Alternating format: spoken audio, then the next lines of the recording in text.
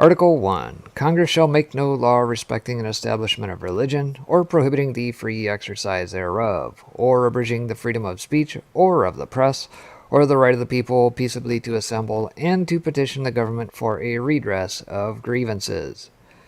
Article 2. A well-regulated militia being necessary to the security of a free state, the right of the people to keep and bear arms shall not be infringed. Article 3. No soldier shall, in time of peace, be quartered in any house without the consent of the owner, nor in time of war, but in a manner to be prescribed by law.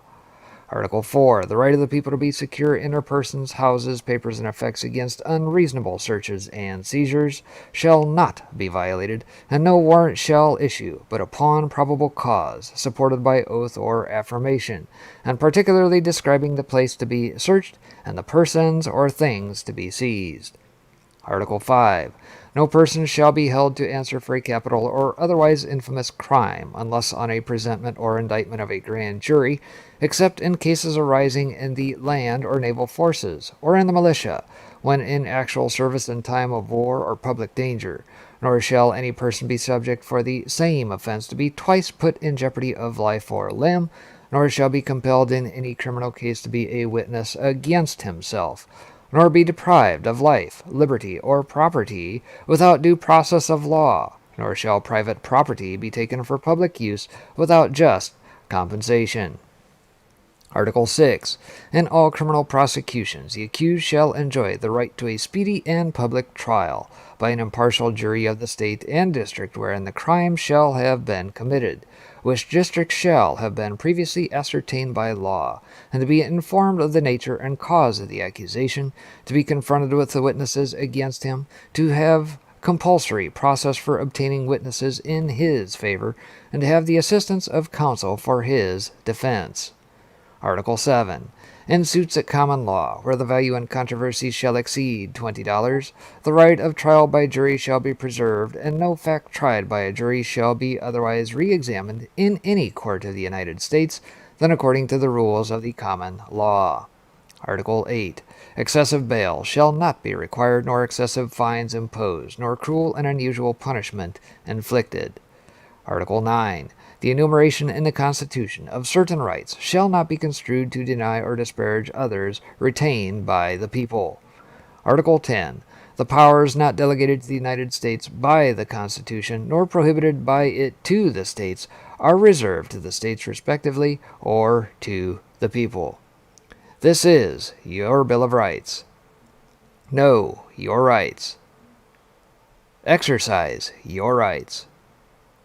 Defend your rights, or forever lose your rights. This has been a PSA by Breaking Spectre. Well, good morning, everybody. How we doing? Spectre here. Good to see you on this now 5th day of October, cruising right along. Hopefully you're doing well. A little bit rainy, a little damp, a little gray around these parts here, the middle part of the country. Hopefully you've got some decent weather in this fall time wherever you may be. A lot to get through here this morning, so that being said, let's just get right into it here. And let's see, here we go. Let's do that. Okie doke. So this morning, futures rebound as energy prices soar. U.S. equity futures and European markets rebounded from a tech rout on Monday that was triggered by fears of soaring energy costs, stagflation, tech overvaluation, and escalating Chinese property distress, even as Asian shares tracked Monday's broad Wall Street sell-off to weaken for a third straight session. The dollar rose and yields rebounded back to 1.5% as the rise in oil continued, pushing Brent above $82 a barrel. And as of 7:15 a.m. Eastern, S&P futures were up 16.25 points, or just under 0.5% to 4307. Dow futures were up 116 points, and Nasdaq futures rose 47.25 points as technology shares bounced in Europe. Bitcoin jumped above 50 grand for the first time since September 7th. Here, of course, you see the old E-mini S&P futures. It says the market correction initially sparked by tapering expectations and China's property sector worries, is now being driven by record energy prices as well as lingering political uncertainties in the U.S. about the crucial question of the debt ceiling, said Pierre Verret, a technical analyst at Active Trades. Markets are likely to stay volatile this week with no clear direction until there is significant progress on the existing concerns. And of course, here we see Brent crude and that tracking back to levels not seen since, probably about mid 2018 ish, late 2018 timeframe. European gas prices obviously still on a rise. Global shortages of gas and coal are pushing energy prices higher, disrupting markets from the UK to China as economies emerge from the pandemic. Surging costs are threatening to raise inflation and start to weigh on industrial production, with some companies in Europe forced to cut output. The fiercely nervous sentiment in the market continues due to fears of reduced supply during the winter. Trader Energy Denmark wrote in a note Tuesday. Everything looks set for another week of price climbs.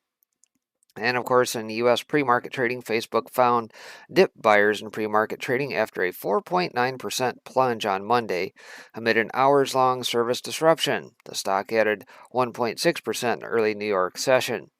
Lordstown Motors shares declined as much as 4.6% after the electric vehicle automaker was downgraded to underweight by Morgan Stanley, while the PT was also cut to $2 from $8. UpHealth fell after pricing its share offering at a discount. And Facebook was up 1.5% Monday's slump after it blamed a global service outage that kept its social media apps offline for much of yesterday on a problem with its network configuration. Here are some other notable pre-market movers. Amplify Energy rises 10% in U.S. pre-market trading, pairing some of Monday's 44% plunge tied to an oil spill from a California offshore pipeline operated by the company. Comtech Telecom slid more than 7% Monday post-market after it reported adjusted earnings below average analyst estimates. Flashing forward here, we'll take a look at the old market snapshot. Says S&P 500 futures are up 0.2% to 43.01 even. Stocks Europe 600 up 0.4% to 452 and change. The Nikkei down 2.2% to 27,822 and change. Shanghai Composite up 0.9% to 35.68 and change. Looks like Brent futures up 0.7% to 81.86 a barrel. Gold spot currently down at 0.6% to 17.58 per ounce. U.S. dollar index up 0.15% to 93.92, and the euro down 0.2% to 1.1603. As far as some overnight news out of Bloomberg, China's heavily leveraged property firms saw their stocks and bonds tumble after a failure by developer Fantasia Holdings Group company to repay notes deepen investor concerns about the sector's outlook. A steep surge in inflation in the euro area has started to take its toll on the economy, according to a survey by IHS Markit. China will strictly prevent bank and insurance funds from being used in speculating commodities in a push to maintain market order and stabilize prices. The Federal Reserve said its internal watchdog plans to open an investigation into trading activity by senior U.S. central bank officials following revelations about transactions in 2020. And of course, if you're with me yesterday morning, you know that we had yet a third president, and that caught with his hand in a cookie jar, just days before some announcement by Jerome Powell. And of course, they benefited themselves immensely, or what we might call perhaps like the equivalent of insider trading, as it were.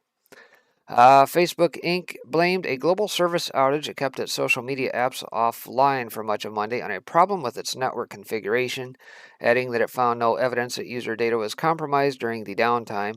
We'll have a little bit more to say about that here toward the end of the show here this morning. As far as news squawk, back over to Asia, says gold drops after 3-day gain as yields on dollar push higher. The Kishida shock hits Japan markets wary of redistribution plan. Interesting. China orders banks to ramp up funding to boost coal output. And South Korea's NPS could lose $3.5 million from Evergrande stock investment. Yeah, my guess there the contagion is not contained. Top European news. European banks have upside on capital returns yields, according to JP Morgan. Romanian edges toward first rate hike since 2018, decision guide. Romania approves partial compensation for higher energy costs. And Morgan Stanley expands diversity-focused Shark Tank to Europe. Whatever the heck that means.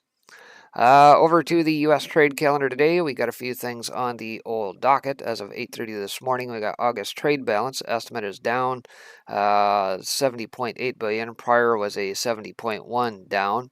9:45 a.m. this morning, September market U.S. composite PMI. Prior was a 54.5. Also at 9:45 a.m. this morning, September market U.S. services PMI. Estimate of 54.4. The prior the same. And 10 a.m. September ISM Services Index estimated at 59.8 versus a prior 61.7. So aside from that, hey, if you're still looking for work, head to Texas, apparently. This came out late yesterday. It says Texas company offers truckers $14,000 a week amid historic driver shortage. And of course, you've been following the show here over the last several weeks talking about the supply chain disruptions. We know that truckers are indeed in demand. I think here, U.S. side, we're down about 60-some thousand, I think was the last count I recall seeing. So out of Alt Driver here, it says, all you truck drivers in need of work out there need to take a second to look into this. A company called Sisu Energy has been paying experienced drivers up to $14,000 per week. It may sound too good to be true, but it's actually the real deal. So let's let this play through. A week to get people behind the wheel. Eyewitness News reporter Jeremy Baker breaks down the nationwide driver shortage crisis and how it'll affect you. When the pandemic hit, many truckers left the industry because there was not as much product to haul, and the rates to transport those products like gasoline tumbled. Now that demand is back up, but with fewer truckers to transport those products, a massive shortage is looming.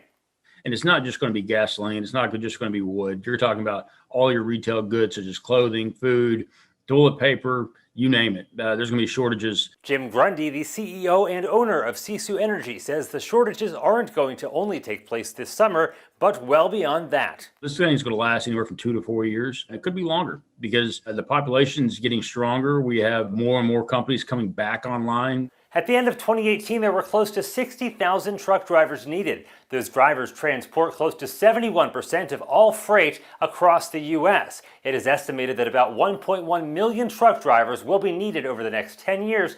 That's about 110,000 a month. But it's been harder to entice those drivers to come back because of changing laws. I think the proposal is an 8% corporate tax increase in the past couple of weeks was introduced. We're making it more and more difficult for these guys to get back on the road. That's why Sisu Energy is offering experienced drivers $14,000 a week. That comes out to $60,000 a month, or close to $750,000 a year. But you've got to have that experience. Insurance companies won't insure you if you're not 25 years old, if you don't have 2 years of CDL experience. So as a new driver coming out, these opportunities aren't available to you, unfortunately. Sisu Energy has job opportunities here in South Texas. We have the link with this story on KENS5.com. Jeremy Baker, KENS 5 Eyewitness News. So there you have it. Anybody looking for work that's got experience with the old commercial driver's license, apparently head to Texas. And I can't honestly say that I've seen any other company offer that staggering amount on a per week basis. So if you're fortunate enough to get it, well, good luck to you. So when the COVID-19 pandemic started, many truck drivers left the industry due to a lack of product to haul and reduced rates for loads. The trucking industry was already facing a driver shortage prior to 2020, and this only made things even more severe. Once the demand for products came back up, those former drivers had already settled into a new industry. Essentially, this left demand high and supply low. As you may have been able to tell, goods such as gas and wood have drastically increased in price over the last few months, and this is certainly a factor in that. That said, businesses still had to operate, and Sisu Energy CEO Jim Grundy had to find a way to keep things moving. His solution was to offer experienced drivers in South Texas a rate of pay that was too good to pass up. This company has been paying drivers 14 grand each week, which equates to 60 grand a month and over 650 grand a year. No matter what freight you're hauling, it's practically impossible to find another job that pays in the same realm as this. Yeah. So with pay this high, there's bound to be skeptics, but it's been confirmed by both the CEO and others who have worked there as a driver. In fact, I happened to be listening to the radio the other day when one of the newer drivers for Sisu Energy called the station to tell them it was very much real. On top of that, he claimed he didn't even need his own truck and trailer, but just some experience as a commercial driver. So yes, the jobs are out there, and by the way, I will make a shameless plug to Gab at this point. If you are not on Gab, I would highly encourage folks to get over there. Why? Torba and company have been building out what I guess I would call probably a parallel commerce system. Over there, I just had the opportunity to briefly work my way through a group over there for jobs and everything else, and there are actually groups in that set up on a by-state basis of not just people looking for work, but employers looking for employees both. So I would encourage folks to get over there, and part of the reason for that is, obviously at this point, with all the BS that we see going on around the country of, oh, thou shalt be jabbed and everything else, well, these are non-jab jobs. If that's a thing, I suppose. Maybe we coin that term here. So either way, I would encourage folks to get over there. I believe Lindell probably has got something similar going on with his platform, Frank's Speech, as well. All right, that being said, perfect storm. Global energy crisis spreads to Brazil and India. So obviously, as we've talked about this over the weeks, it's not just limited to Europe, the UK, and China. Apparently, this is spreading. The global energy crisis plagues Europe and China and risks spreading to emerging market economies. According to Bloomberg, severe droughts in Brazil have led to a collapse in hydroelectric generation and could force the South American country to ration power if power imports from Uruguay and Argentina aren't increased. Brazil is South America's largest economy. It derives 60% of its power from hydroelectric sources. But La Nina has produced drought this year and dwindled water levels at reservoirs, making hydro less dependable. Brazil, in many ways, has been ahead of the decarbonization of its power grid. When it comes to the energy transition, countries worldwide begin to embark on but discover that renewable power is not sustainable. What? You gotta be kidding me. Say it ain't so. Bear Traps reports Larry McDonald recently opinioned in his note to clients that the ESG push for power grids is contributing to the global energy crisis. Well, gee, Larry, I'm sure it doesn't take a rocket scientist to figure that one out. To mitigate a power grid collapse, a South American country is in the process of firing up natural gas generators to compensate for the loss of hydroelectric power. This would force the government to compete in a tight global natural gas market that could raise prices even higher.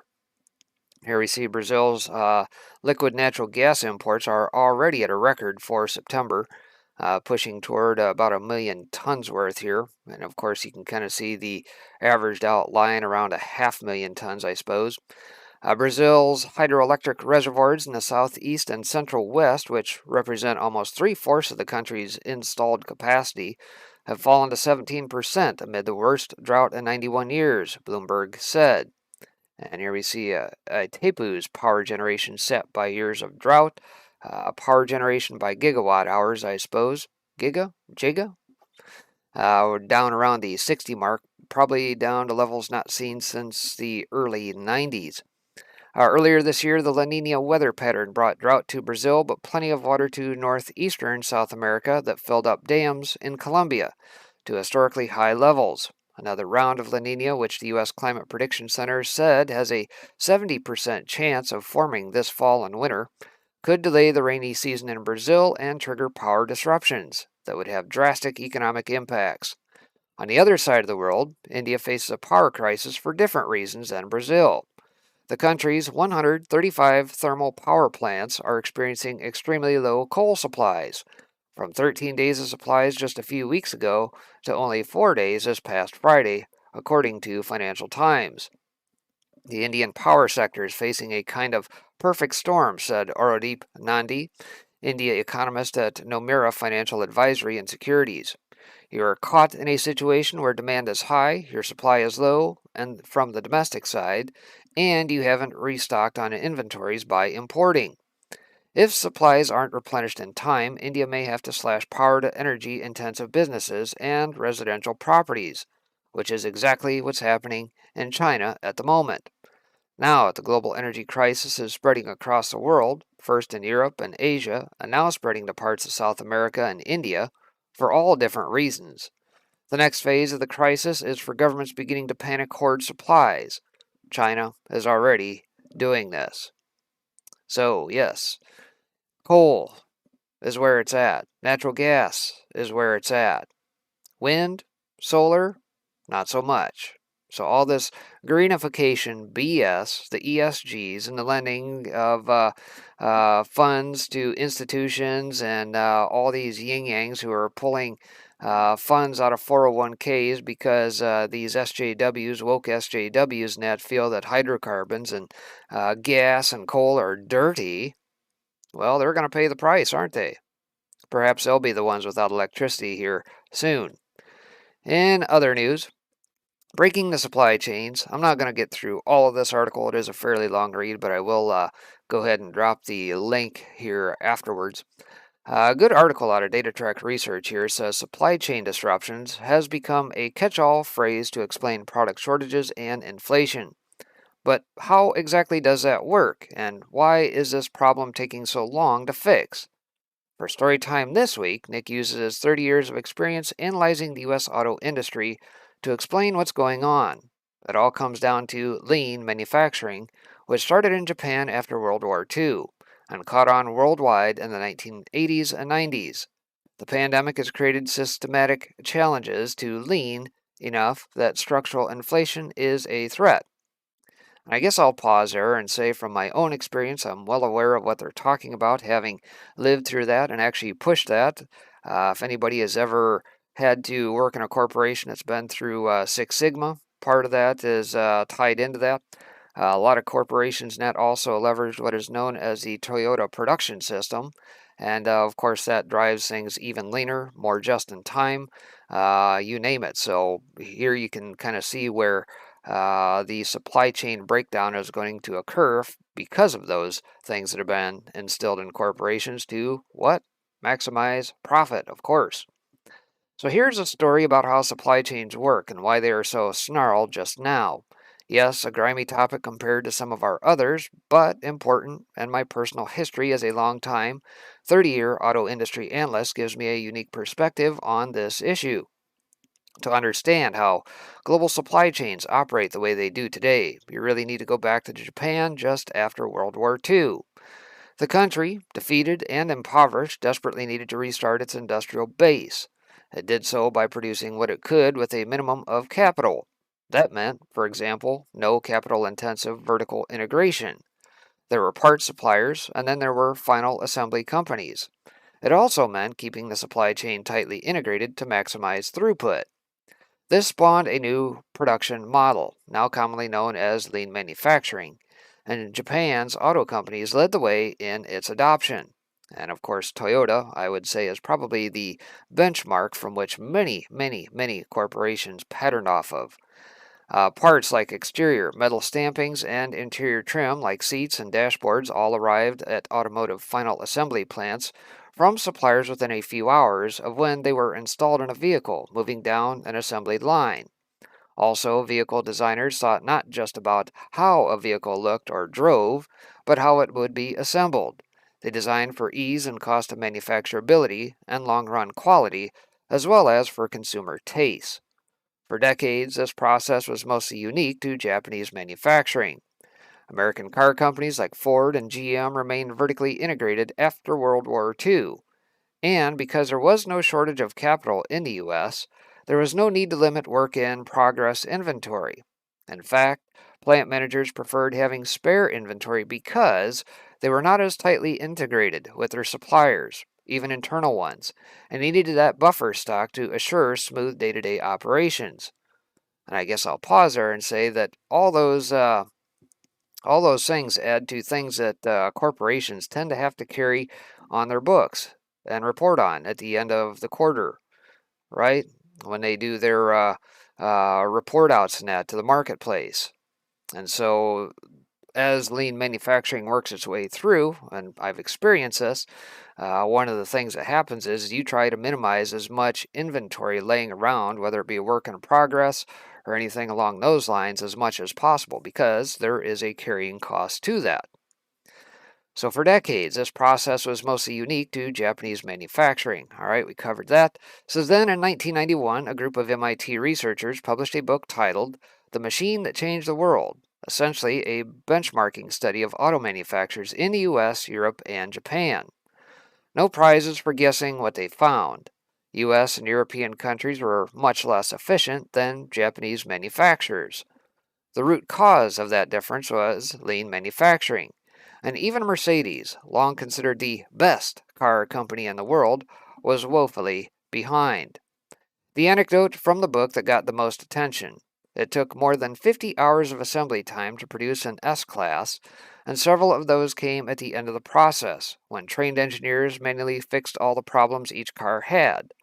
Toyota was producing higher quality vehicles, with lower defect rates, in less than 20 hours. The publication of Machine in 1991 is as good as any single event if you want to assign a date to the West's transition to lean manufacturing, especially its focus on tightly integrated supply chains.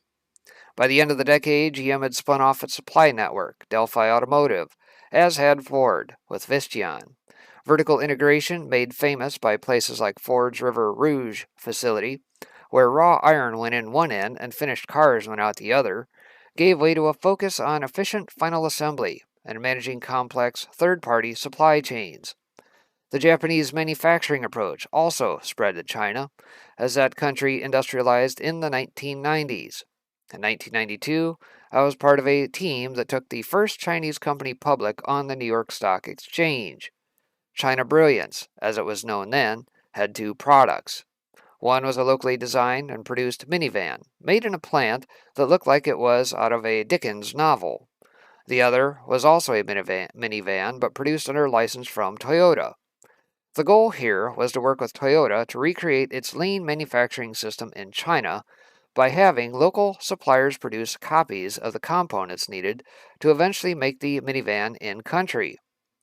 So while I've focused on the automotive side of the story so far, it's certainly not just car companies that learned the value of lean manufacturing from 1990 onwards. Apple, the world's most valuable company by market cap, has its name on hundreds of millions of physical devices, but operates no factories. It designs, it innovates, it develops software, and it markets. When it buys machinery, and it does to the tune of billions of dollars a year, that still goes on in one of their suppliers' plants. Apple is essentially the leanest manufacturing company in the history of global commerce. Now, lean manufacturing only works well when 1. Final demand is predictable, and 2. The supply network is operating reliably. Both are equally important. To illustrate, consider the very prosaic example of the seats in a passenger vehicle. No car company we know of makes its own seats anymore. They are produced by firms that specialize in this product and other interior trim items like floor coverings and headliners. Most car companies use only one seat supplier for any given vehicle. Car companies schedule their assembly plants 3 to 6 months in advance, deciding exactly what vehicle that with that option will run down the assembly line at exactly what time. It then orders seats for those exact vehicles from the supplier. They in turn order everything from foam to leather and cloth, metal frames to motors and switches from their suppliers. These are also supposed to deliver their products just in time, or JIT, to the seat manufacturer so they don't bear the burden of excess working capital. Any disruption to this supply chain, whether it be from sudden shifts in orders from the car company due to recession, sudden demand to a shortage of any individual part, essentially crashes the entire production process. Lean it may be, but flexible it is not. The point to today's story time is, therefore, that decades of global corporate focus on lean manufacturing has put the world's manufacturers in a very difficult spot because of the operating challenges thrown up by the pandemic. Semiconductors have been the system's Achilles heel, because on top of the complexities we've described today, there is now also a global chip shortage. But that is really only part of the story, as we've tried to describe. Stepping back for a moment, I can't help but wonder if the pandemic's disruptive effect on global supply chains is in some ways similar to the 1973 oil shock. When oil prices spiked in 1973 and 4 due to the Saudi oil embargo, U.S. inflation rose quickly because the American economy was set up for structurally low energy prices. When gasoline prices tripled in a year, for example, the supply chain for everything from food to apparel to durable goods had to pass along those costs. You know how that story ended. Another oil shock in 1979 forced Paul Volcker's Fed to raise interest rates to dampen demand and bring inflation back under control. Let's hope history does not repeat itself in 2022. So, just a little bit of a snippet into the workings, inner workings, if you will, of some corporations that have instilled lean manufacturing into their processes. Obviously, it does a couple things, as I mentioned. One, it minimizes the carrying costs that they have to keep on their accounting books and report on at the end of the quarter, et cetera, for their earnings. The drawback, obviously, is there's no flexibility in it, as it mentions. And it only works well until, well, as we're now seeing, there's a kink in the supply chain that disrupts the whole kit and caboodle. So there you have it. And just how reliant is Europe on Russian gas? Back to some energy-related stuff. Says, while European politicians have been busy trying to pin the cause of Europe's energy crisis on the Kremlin and Gazprom, in hopes of deflecting from their woeful mismanagement of European energy needs, not to mention their torrid push into green energy at the expense of fossil fuels when Europe is clearly not ready for a full transition and won't be for years, if not decades. The truth is that European gas market crisis has highlighted the market's unprecedented vulnerability to Russian supply. And as Goldman writes in a recent note from its European gas analyst, Gazprom's decision not to book for October the full capacity available at one of the main pipelines that delivers gas to Germany poses an increased tightening risk to Northwest European gas balances and, hence, much higher upside risk to TTF prices this winter. If said risk is realized, Goldman's Samantha Dart warns that it could lead Gazprom to further physical buying at the TTF hub to help fulfill their contractual obligations for fourth quarter 21 and quarter 1 22, when demand increases seasonally. More importantly, this could potentially create a squeeze at the physical hub, further exacerbating the upside to gas prices well above the $32 MMBTU soft ceiling scenario which Goldman had penned previously. Considering that European gas prices are already at insane levels, this could lead to a civilizational shock across Europe, which should be absolutely dreading the coming winter. And so it says, taking a step back for most of 2021, the uncertainty surrounding Russia has been largely focused on the timing and impact of the upcoming Nord Stream 2 pipeline, which remains unclear owing to limited visible pipeline spare capacity that would take the NS2 flows further west into northwest Europe. Although, as noted earlier, the Nord Stream operator is starting to fill the pipeline and just waiting for the green light. Over the past few weeks, however, these supply concerns have been exacerbated by the possibility that Russian sendouts to northwestern Europe through existing pipelines might disappoint versus market expectations. Indeed, as a continued drop in flows to Germany's Malnau via the Key-Yamal Europe pipeline shows, Russian supplies are currently about 70% below the recent averages. Says if Russia's export volumes through winter are lower than expected, this will increase the storage drawdown over the next several months, leaving European gas markets, which already have the lowest storage in 15 years. And here we kind of see that depicted graphically. and even more vulnerable to the colder than average weather, and as a result, increasing the chance of further sharp TTF price spikes during the winter. Importantly, the potential bullish impact on the market from a restricted Russia pipeline flow would be particularly significant if Gazprom planned to supply their Northwest European contracted winter volumes, at least partly by taking physical delivery at the hub to compensate for lower pipeline flows in the context of already depleted inventories in the region. This, as Goldman notes above, could create a physical squeeze at TTF, potentially sending gas prices well above the soft ceiling of 32 MMBTUs the bank had discussed recently.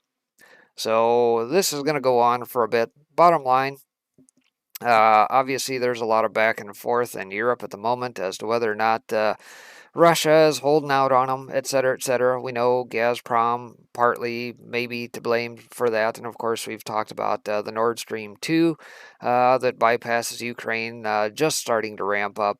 Obviously, at this point, does old Vladdy hold the keys? Well, it remains to be seen. And obviously, I think one of the potential factors that could help their cause, just like here stateside, they've started to model what the winter is to look like, and it looks like they might be slightly above seasonal average temperatures, which obviously means that there would be less natural gas draw. But of course, we see how well models work, don't we? Just ask Texas. In any case, also in the news here, we've seen the business of the Pandora's Papers, kind of segueing out of some financials here at the moment.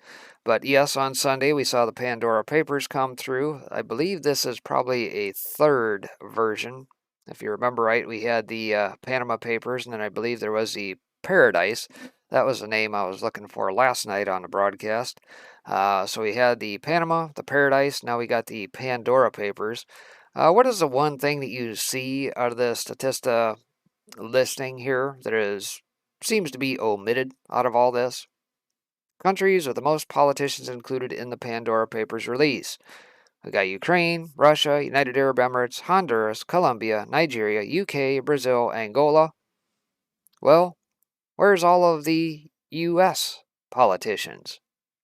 Have we seen anything by way of U.S. politicians out of that trifecta of papers? Panama, Paradise, Pandora? I can't recall. I'd have to go back on the old notes, but it seems to be a glaring omission.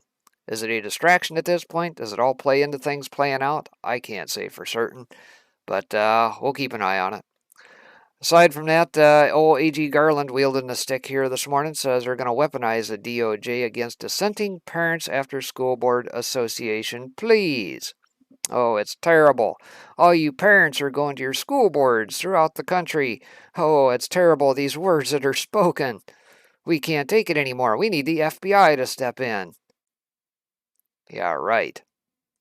This is one day after a North Carolina school board adopted a policy that would discipline or dismiss teachers if they incorporate critical race theory into their teaching of the history of the United States.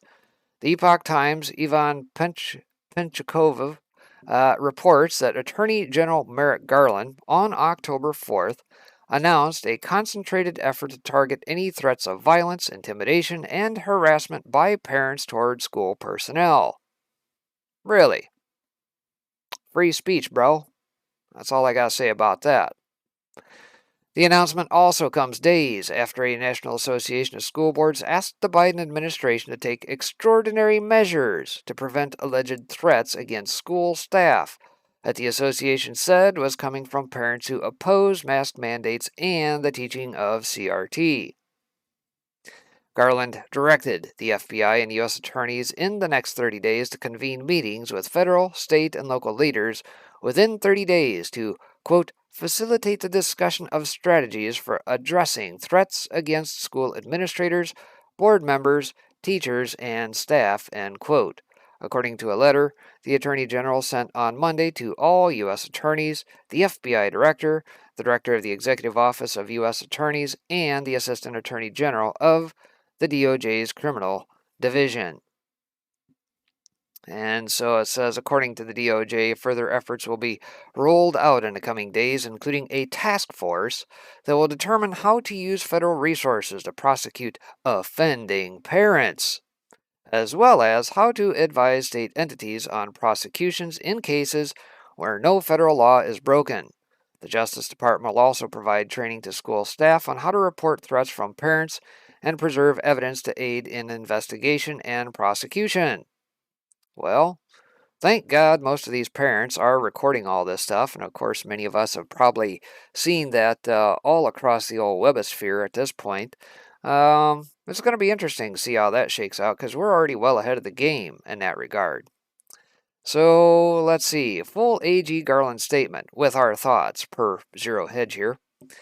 Says Memorandum for Director, Federal Bureau of Investigation, Director, Executive Office for U.S. Attorneys, Assistant Attorney General, Criminal Division, United States Attorneys, from the Attorney General. The subject: partnership among federal, state, local, tribal, and territorial law enforcement to address threats against school administrators, board members, teachers, and staff. So this is going to be a fun read. It says in recent months, there's been a disturbing spike in harassment, intimidation, and threats of violence against school administrators, board members, teachers, and staff who participate in the vital work of running our nation's public schools. While spirited debate about policy matters is protected under our Constitution, that protection does not extend to threats of violence or efforts to intimidate individuals based on their views. To which Zero Hedge responds, but intimidating parents who dare to have the view that the nation's founding fathers and the founding documents are not, in fact, systemically racist and does not want their children taught that is the case. Is this the case? Okay. And the letter continues. Threats against public servants are not only illegal, they run counter to our nation's core values. Those who dedicate their time and energy to ensuring that our children receive a proper education in a safe environment deserve to be able to do their work without fear for their safety. Quote unquote, Zero Hedge here, dedication to a proper education is admirable. Indoctrination and Marxism is not. The department takes these incidents seriously and is committed to using its authority and resources to discourage these threats, identify them when they occur, and prosecute them when appropriate. In the coming days, the department will announce a series of measures designed to address the rise in criminal conduct directed toward school personnel. Zero Hedge says, what exactly is the crime? Coordination and partnership with local law enforcement is critical to implementing these measures for the benefit of our nation's nearly 14,000 public school districts. To this end, I am directing the Federal Bureau of Investigation, working with each United States attorney, to convene meetings with federal, state, local, tribal, and territorial leaders in each federal judicial district within 30 days of the issuance of this memorandum. These meetings will facilitate the discussion of strategies for addressing threats against school administrators, board members, teachers, and staff, and will open dedicated lines of communication for threat reporting, assessment, and response.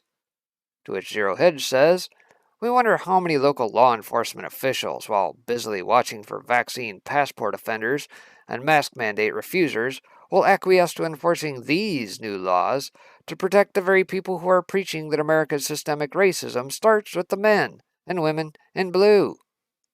The department is steadfast in its commitment to protect all people in the United States from violence, threats of violence, and other forms of intimidation and harassment. Zero Hedge says, presumably, intimidation and emotional harassment of young white boys and girls for their whiteness, privilege, and systemic racism is beyond their protection? Whoops. Yeah, blatant hypocrisy. In any case, as Chris Rufo tweeted, the Biden administration is rapidly repurposing federal law enforcement to target political opposition. And here we see that says they want to reclassify dissent as disinformation and domestic terrorism, justifying an unprecedented intervention, both directly and in partnership with tech companies. Rufo also goes on to note that neither the Attorney General's memo nor the full Justice Department press release cites any significant credible threat. This is a blatant suppression tactic designed to dissuade citizens from participating in the democratic process at school boards. Parents have led the charge against controversial issues such as critical race theory, masking mandates, and jab requirements. CRT holds that America is fundamentally racist, yet it teaches people to view every social interaction and person in terms of race. Its adherents pursue anti-racism through the end of merit, objective truth, and the adoption of race-based policies. And just to help you remember, there have been a number of good, fine citizens of these United States stand up. This is Courtney Ann Taylor, a mother in Georgia. She's one of the many parents who've had it with mask mandates, especially for young kids in schools. Share this video. This dates back to April of this year.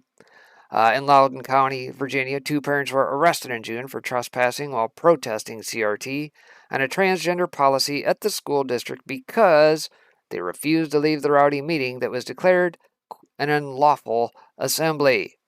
See how that works? Oh, they don't like what's going on. You just get the people with badges in a room to just declare it an unlawful assembly and then let the handcuffs fly. In July, a man was arrested at a school board meeting and charged with a felony because a gun reportedly fell out of his pocket, the Indianapolis Star reported. In Utah, 11 anti-mask protesters were arrested on misdemeanor charges for allegedly disrupting a school board meeting in May, the Salt Lake Tribune reported. The protesters entered the school board meeting and shouted obscenities, which resulted in an early end to the meeting. Oh, your words are so hurtful. Please send in the FBI. And of course, we can't forget about the mom in Carmel, New York, fighting back. Remember her diatribe she went on. Parents are speaking out against CRT in schools. Now the Biden administration is cracking down on dissent. We can't be having an uprising. Ron Paul explained why it's so important for parents to control the education of their children. I won't go into all that. But says it is shameful that activists are weaponizing the U.S. DOJ against parents. Nicole Neely, president of Parents Defending Education, told the Daily Caller News Foundation in response to the memo, says this is a coordinated attempt to intimidate dissenting voices in the debates surrounding America's underperforming K-12 education, and it will not succeed. We will not be silenced. So there's that. Good luck, Merrick Garland. And we as parents have a choice, don't we? We don't have to abide. We can vote out. We can throw out school board members. We can take those positions ourselves. We're seeing the righteous anger of parents all across this country. The sleeping giant awakened, as it should be, as they push this Marxist ideology across the board. And if we don't like it, well, we have a choice too, don't we? We can always pull our kids out and homeschool. And believe me, there is a growing trend in that regard, and perhaps much needed. Let's break the old school system. Let's break these associations that they have behind the scenes to where they think they can get all these school board associations to do the dirty work and legwork for them. And, oh, those hurtful words. We're just trying to do our jobs. Negative. All right, last but not least on the morning here, Facebook. We talked a little bit about that yesterday and all the shenanigans that was going on there. Obviously, deplatformed, no DNS, couldn't even get into the facilities. Their badges wouldn't allow them in to see what the heck was going on for about 6 hours yesterday. Old Zucky lost about $7 billion worth of wealth. But just the news. John Solomon's site says Facebook says hours-long outages Monday, likely the result of tech issue, configuration change. Oh, that's funny. Configuration change wipes out your DNS, does it? Puts it up for sale? I think there's a little bit more to that we're not being told. The outage began at about 11:40 a.m. Eastern and lasted about 5 hours for most customers. Says Facebook says the outage Monday that took the site offline for about 5 hours was likely caused by a faulty server update that also shuttered the company's Messenger, Instagram, and WhatsApp digital operations. The update or configuration change effectively disconnected the servers from the internet and disabled systems that could correct the problem, according to news outlets. We want to make clear, at this time, we believe the root cause of this outage was a faulty configuration change. We also have no evidence that user data was compromised as a result of this downtime, Facebook said late Monday. The outage began at about 11:40 a.m. Eastern yesterday. The company reportedly lost as much as $100 million in revenue and $48 billion in stock value, a slide that started after a Facebook whistleblower interview Sunday night on CBS's 60 Minutes, according to the Daily Mail. So yeah, I guess we're to believe that that was just purely a coincidence in the timing of everything. And that, all this business of the whistleblower coming out, who, by the way, is a leftist. We covered that late yesterday if you were on the bookend of the show. She's purported to be up on the Hill today, and if I happen to catch the hearing, I may throw that up, unless somebody decides they want to throw that in chat throughout the day. I'll be happy to throw that up on screen and let that play through. But I think there's some other stuff afoot, frankly. I don't believe for 1 second that it was some quote-unquote configuration change. Perhaps my theory is at this point that, like Wendy Rogers' statement yesterday, well, Zucky, you're about to F around and find out, ain't you? If you interfere in the election, well, what comes around goes around. And personally, I tend to believe this might have been a little bit of a white hat operation that demonstrated, hey, Zuck, don't mess with the proceedings here going on or try to get rid of any data as this whistleblower comes forward. We know what you're doing. We have eyes on you, and we will remove you offline. And they demonstrated that yesterday just as a pleasant little warning to old Zucky. So, in any case, that is going to do it for the broadcast here this morning. Appreciate you guys tuning in, as always. A little bit later on in the day, we'll close things out probably between, I would say, 5, 6 Eastern, somewhere in there. We'll put the bookends on this day. And of course, like I said, if by chance I do happen to come across the hearings, I'll go ahead and throw that up on screen throughout the day as well. So, that being said, appreciate you guys tuning in as always, and we'll see you back here a little bit later on. Take care. God bless everybody.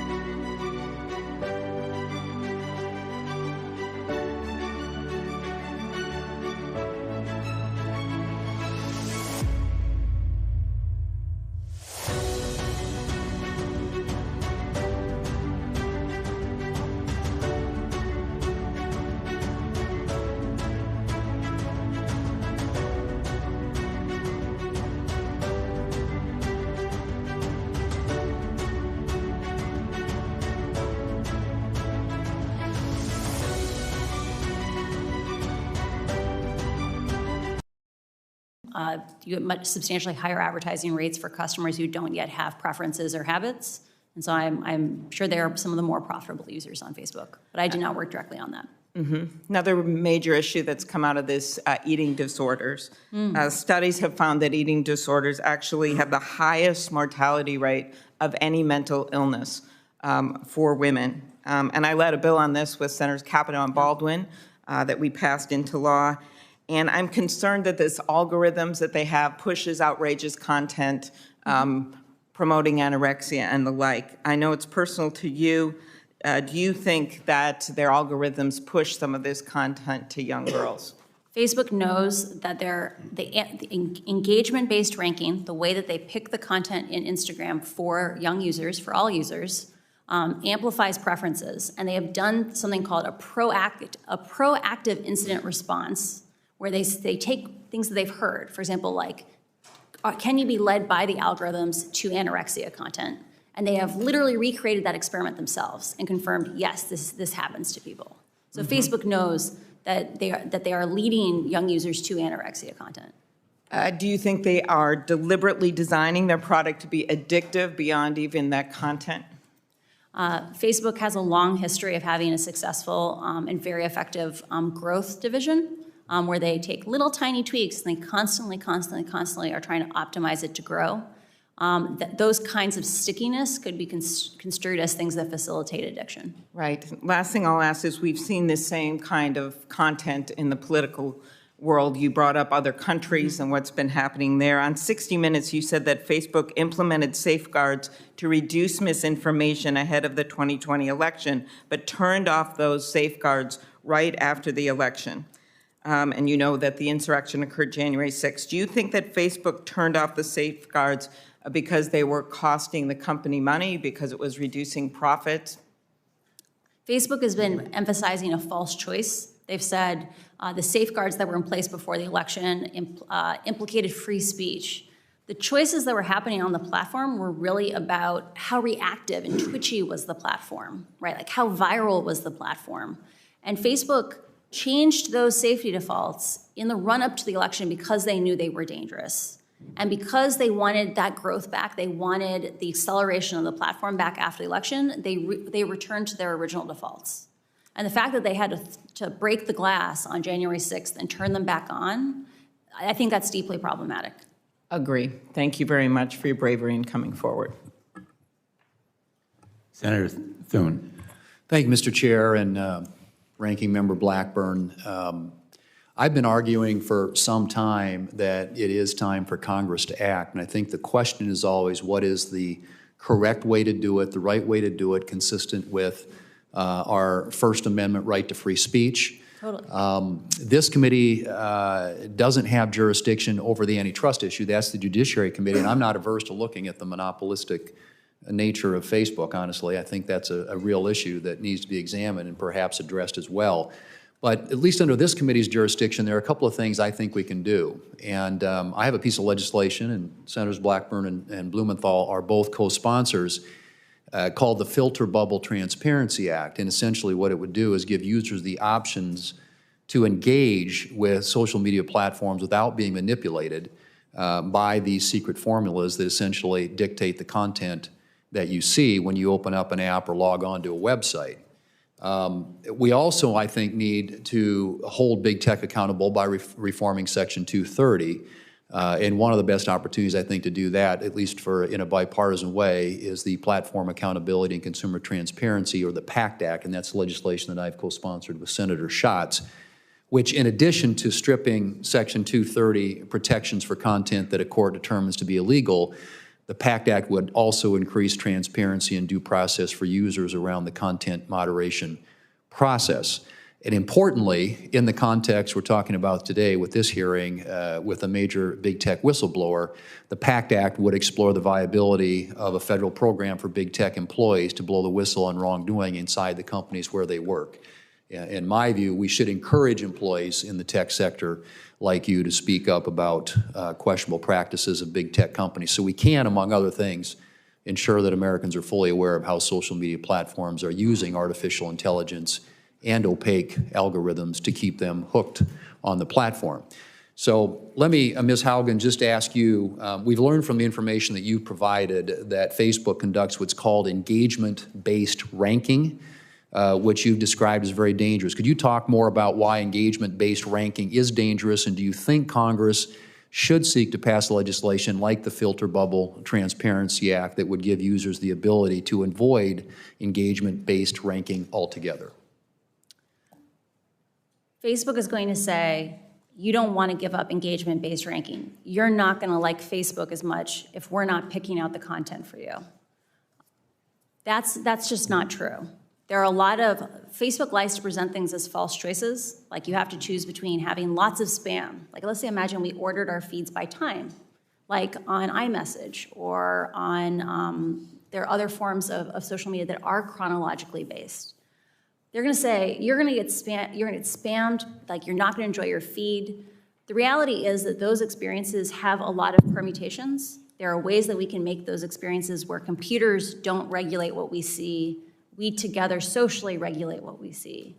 But they don't want us to have that conversation because Facebook knows that when they pick out the content that we focus on using computers, we spend more time on their platform, they make more money.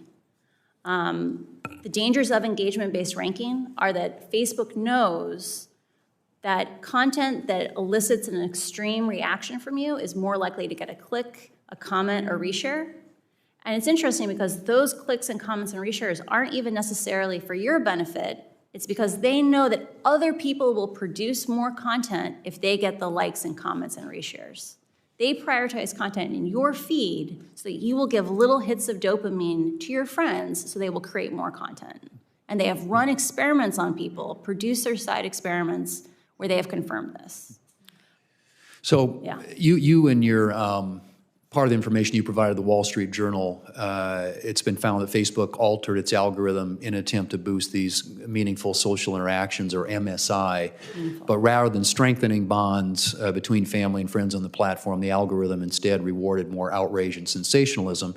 And I think Facebook would say that its algorithms are used to connect individuals with other friends and family that are largely positive. Do you believe that Facebook's algorithms make its platform a better place for most users, and should consumers have the option to use Facebook and Instagram without being manipulated by algorithms designed to keep them engaged on that platform? I strongly believe, like I've spent most of my career working on systems like engagement-based ranking. Like when I come to you and say these things, I'm basically damning 10 years of my own work, right? Engagement-based ranking, Facebook says we can do it safely because we have AI. You know, the artificial intelligence will find the bad content that we know our engagement-based ranking is promoting. They've written blog posts on how they know engagement-based ranking is dangerous, but the AI will save us. Facebook's own research says they cannot adequately identify dangerous content, and as a result, those dangerous algorithms that they admit are picking up the extreme sentiments, the division. They can't protect us from the harms that they know exist in their own system. And so I don't think it's just a question of saying, should people have the option of choosing to not be manipulated by their algorithms? I think if we had appropriate oversight, or if we reformed 230 to make Facebook responsible for the consequences of their intentional ranking decisions, I think they would get rid of engagement-based ranking, because it is causing teenagers to be exposed to more anorexia content. It is pulling families apart. And in places like Ethiopia, it's literally fanning ethnic violence. I encourage reform of these platforms, not picking and choosing individual ideas, but instead making the platforms themselves safer, less twitchy, less reactive, less viral, because that's how we scalably solve these problems. Thank you. Ms. Chair, I would simply say let's get to work. We got some things we can do here. Thanks. I agree. Thank you. Senator Schott. Thank you, Mr. Chairman, Ranking Member. Thank you for your courage in coming forward. Was there a particular moment when you came to the conclusion that reform from the inside was impossible and that you decided to be a whistleblower? There was a long series of moments where I became aware that Facebook, one faced with conflicts of interest between its own profits and the common good, public safety, that Facebook consistently chose to prioritize its profits. I think the moment at which I realized we needed to get help from the outside, that the only way these problems would be solved is by solving them together, not solving them alone, was when civic integrity was dissolved following the 2020 election. It really felt like a betrayal of the promises that Facebook had made to people who had sacrificed a great deal to keep the election safe by basically dissolving our community and integrating it in just other parts of the company. And when I know their response is that they've sort of distributed the duties. Yeah. That's an excuse, right? I cannot see into the hearts of other men, and I don't know what their Well, let me say it motivations this are. way. It won't work, right? And I can tell you that when I left the company, so the people who I worked with were disproportionately, maybe 75% of my pod of 7 people. Those are product managers, program managers. Most of them had come from civic integrity. All of us left the inauthentic behavior pod, either for other parts of the company or the company entirely over the same 6-week period of time. So 6 months after the reorganization, we had clearly lost faith that those changes were coming. You said in your opening statement that they know how to make Facebook and Instagram safer. So, thought experiment. You are now the chief executive officer and chairman of the company. What changes would you immediately institute? I would immediately establish a policy of how to share information and research from inside the company with appropriate oversight bodies like Congress. I would give proposed legislation to Congress saying, here's what an effective oversight agency would look like. I would actively engage with academics to make sure that people who are confirming are Facebook's marketing message is true have the information they need to confirm these things. And I would immediately implement the, quote, soft interventions that were identified to protect the 2020 election. So that's things like requiring someone to click on a link before resharing it, because other companies like Twitter have found that significantly reduces misinformation. No one is censored by being forced to click on a link before resharing it. Thank you. I want to pivot back to Instagram's targeting of kids. We all know that they announced a pause, but that reminds me of what they announced when they were going to issue a digital currency. And they got beat up by the U.S. Senate Banking Committee, and they said, never mind. And now they're coming back around, hoping that nobody notices that they are going to try to issue a currency. Now, let's set aside for the moment the sort of the business model, which appears to be gobble up everything, do everything. That's the growth strategy. Do you believe that they're actually going to discontinue Instagram Kids, or are they just waiting for the dust to settle? I would be sincerely surprised if they do not continue working on Instagram Kids, and I would be amazed if a year from now we don't have this conversation again. Why? Facebook understands that if they want to continue to grow, they have to find new users. They have to make sure that the next generation is just as engaged with Instagram as the current one. And the way they'll do that is by making sure that children establish habits before they have good self-regulation. By hooking kids. By hooking kids. I would like to emphasize one of the documents that we sent in on problematic use examined the rates of problematic use by age, and that peaked with 14-year-olds. It's just like cigarettes. Teenagers don't have good self-regulation. They say explicitly, I feel bad when I use Instagram, and yet I can't stop. We need to protect the kids. Just my final question. I have a long list of misstatements, misdirections, and outright lies from the company. I don't have the time to read them, but you're as intimate with all of these deceptions as I am, so I will just jump to the end. If you were a member of this panel, would you believe what Facebook is saying? I would not believe. Facebook has not earned our right to just have blind trust in them. Trust is, last week, one of the most beautiful things that I heard on the committee was trust is earned, and Facebook has not earned our trust. Thank you. Thanks, Senator Schatz. Senator Moran, and then we've been joined by the chair, Senator Cantwell. She'll be next. We're going to break at about 11:30, if that's okay, because we have a vote. Okay. And then we'll reconvene. Okay. Mr. Chairman, thank you. The conversation so far reminds me that you and I ought to resolve our differences and introduce legislation. So as Senator Thune said, let's go to work. Our differences are very minor, or they seem very minor in the face of the revelations that we've now seen. So I'm hoping we can move forward, Senator Moran. I share that view, Mr. Chairman. Thank you. Thank you very much for your testimony.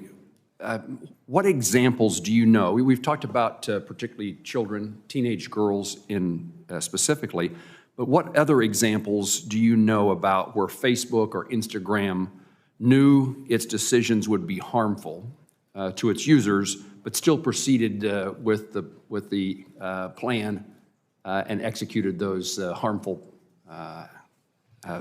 behavior? Facebook's internal research is aware that there are a variety of problems facing children on Instagram that are, they know that severe harm is happening to children. For example, in the case of bullying, Facebook knows that Instagram dramatically changes the experience of high school. So when we were in high school, or when I was in high school, most kids You looked at me and changed your wording. Sorry. When I was in high school, most kids have positive home lives. Like, it doesn't matter how bad it is at school. Kids can go home and reset for 16 hours. Kids who are bullied on Instagram, the bullying follows them home. It follows them into their bedrooms. The last thing they see before they go to bed at night is someone being cruel to them, or the first thing they see in the morning is someone being cruel to them. Kids are learning that their own friends, like people who they care about them, are cruel to them. Like, think about how that's going to impact their domestic relationships when they become 20-somethings or 30-somethings, to believe that people who care about you are mean to you. Facebook knows that parents today, because they didn't experience these things, they never experienced this addictive experience with a piece of technology, they give their children bad advice. They say things like, why don't you just stop using it? And so that Facebook's own research is aware that children express feelings of loneliness and struggling with these things because they can't even get support from their own parents. I don't understand how Facebook can know all these things and not escalate it to someone like Congress for help and support in navigating these problems. Let me ask the question in a broader way. Besides teenagers or besides girls or besides youth, are there other practices at Facebook or Instagram that are known to be harmful but yet are pursued? Facebook is aware that choices it made in establishing like meaningful social interactions, so engagement-based ranking that didn't care if you bullied someone or committed hate speech in the comments, that was meaningful. They know that that change directly changed publishers' behavior, that companies like BuzzFeed wrote in and said, the content is most successful on our platform is some of the content we're most ashamed of. You have a problem with your ranking, and they did nothing. They know that politicians are being forced to take positions they know their own constituents don't like or approve of because those are the ones that get distributed on Facebook. That's a huge, huge negative impact. Facebook also knows that they have admitted in public that engagement-based ranking is dangerous without integrity and security systems, but then not rolled out those integrity and security systems to most of the languages in the world. And that's what's causing things like ethnic violence in Ethiopia. Thank you for your answer. What is the magnitude of Facebook's revenues or profits that come from the sale of user data? Oh, I'm sorry. I've never worked on that. I'm not aware. Thank you. What regulations or legal actions by Congress or by administrative action do you think would have the most consequence or would be feared most by Facebook, Instagram, or allied companies? I strongly encourage reforming Section 230 to exempt decisions about algorithms, right? So modifying 230 around content, I think it's very complicated because user-generated content is something that companies have less control over. They have 100% control over their algorithms. And Facebook should not get a free pass on choices it makes to prioritize growth and virality and reactiveness over public safety. They shouldn't get a free pass on that because they're paying for their profits right now with our safety. So I strongly encourage reform of 230 in that way. I also believe there needs to be a dedicated oversight body because right now the only people in the world who are trained to analyze these experiments, to understand what's happening inside of Facebook, are people who grew up inside of Facebook or Pinterest or another social media company. And there needs to be a regulatory home where someone like me could do a tour of duty after working at a place like this and have a place to work on things like regulation, to bring that information out to the oversight boards that have the right to do oversight. A regulatory agency within the federal government. Yes. Thank you very much. Thank you, Chairman. Senator Cantwell. Thank you, Mr. Thank you, Chairman. Senator Moran. Thank you for holding this hearing. And I think my colleagues have brought up a lot of important issues, and so I think I just want to continue on that vein. First of all, the Privacy Act that I introduced along with several of my colleagues actually does have FTC oversight of algorithm transparency. In some instances, I'd hope you take a look at that and tell us what other areas you think we should add to that level of transparency. But clearly that's the issue at hand here, I think, in your coming forward. So thank you again for your willingness to do that. The documentation that you say now exists is the level of transparency about what's going on that people haven't been able to see. And so your information that you say has gone up to the highest levels at Facebook is that they purposely knew that their algorithms were continuing to have misinformation and hate information, and that when presented with information about this terminology, downstream MSI, meaningful social information, knowing that it was this choice, you could continue this wrong-headed information, hate information about the Rohingya, or you could continue to get higher click-through rates. And I know you said you don't know about profits, but I'm pretty sure you know that on a page. Yeah. If you click through that next page, I'm pretty sure there's a lot more ad revenue than if you didn't click through. So you're saying that documents exist that at the highest level at Facebook, you had information discussing these two choices, and that people chose, even though they knew that it was misinformation and hurtful and maybe even causing people lives, they continued to choose profit. We have submitted documents to Congress outlining Mark Zuckerberg was directly presented with a list of, quote, soft interventions. So a hard intervention is like taking a piece of content off Facebook, taking a user off Facebook. Soft interventions are about making slightly different choices to make the platform less viral, less twitchy. Mark was presented with these options and chose to not remove downstream MSI in April of 2020, even though even just isolated in at-risk countries, that's countries at risk of violence, if it had any impact on the overall MSI metric. So he chose— Which in translation means less money. Yeah, he said— Right? Was there another reason given why they would do it other than they thought it would really affect their numbers? I don't know for certain. Like Jeff Horowitz, the reporter for the Wall Street Journal, and I struggled with this because we sat there and read these minutes and we were like, how is this possible? Like, we've just read 100 pages on how downstream MSI expands hate speech, misinformation, violence inciting content, graphic violent content. Why wouldn't you get rid of this? And the best theory that we've come up with, and I want to emphasize this is just our interpretation on it, is people's bonuses are tied to MSI. Right? Like people stay or leave the company based on what they get paid.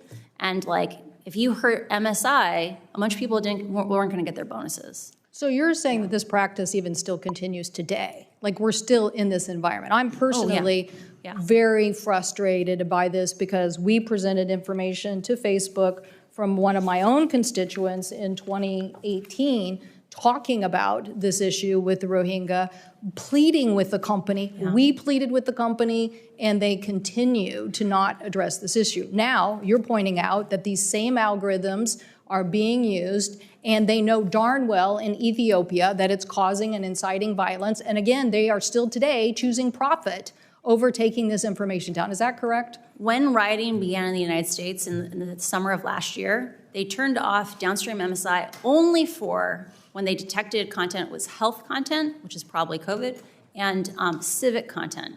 But Facebook's own algorithms are bad at finding this content. It's still in the raw form for 80, 90% of even that sensitive content. In countries where they don't have integrity systems in the local language, and in the case of Ethiopia, there are 100 million people in Ethiopia and 6 languages. Facebook only supports 2 of those languages for integrity systems. This strategy of focusing on language-specific, content-specific systems, AI to save us, is doomed to fail. I need to get to one of them. First of all, I'm sending a letter to Facebook today. They better not delete any information as it relates to the Rohingya or investigations about how they proceeded on this, particularly in light of your information or the documents. But aren't we also now talking about advertising fraud? Aren't you selling something to advertisers that's not really what they're getting? We know about this because of the newspaper issues. We're trying to say that journalism that basically has to meet a different standard, a public interest standard, that basically is out there basically proving every day, or they can be sued.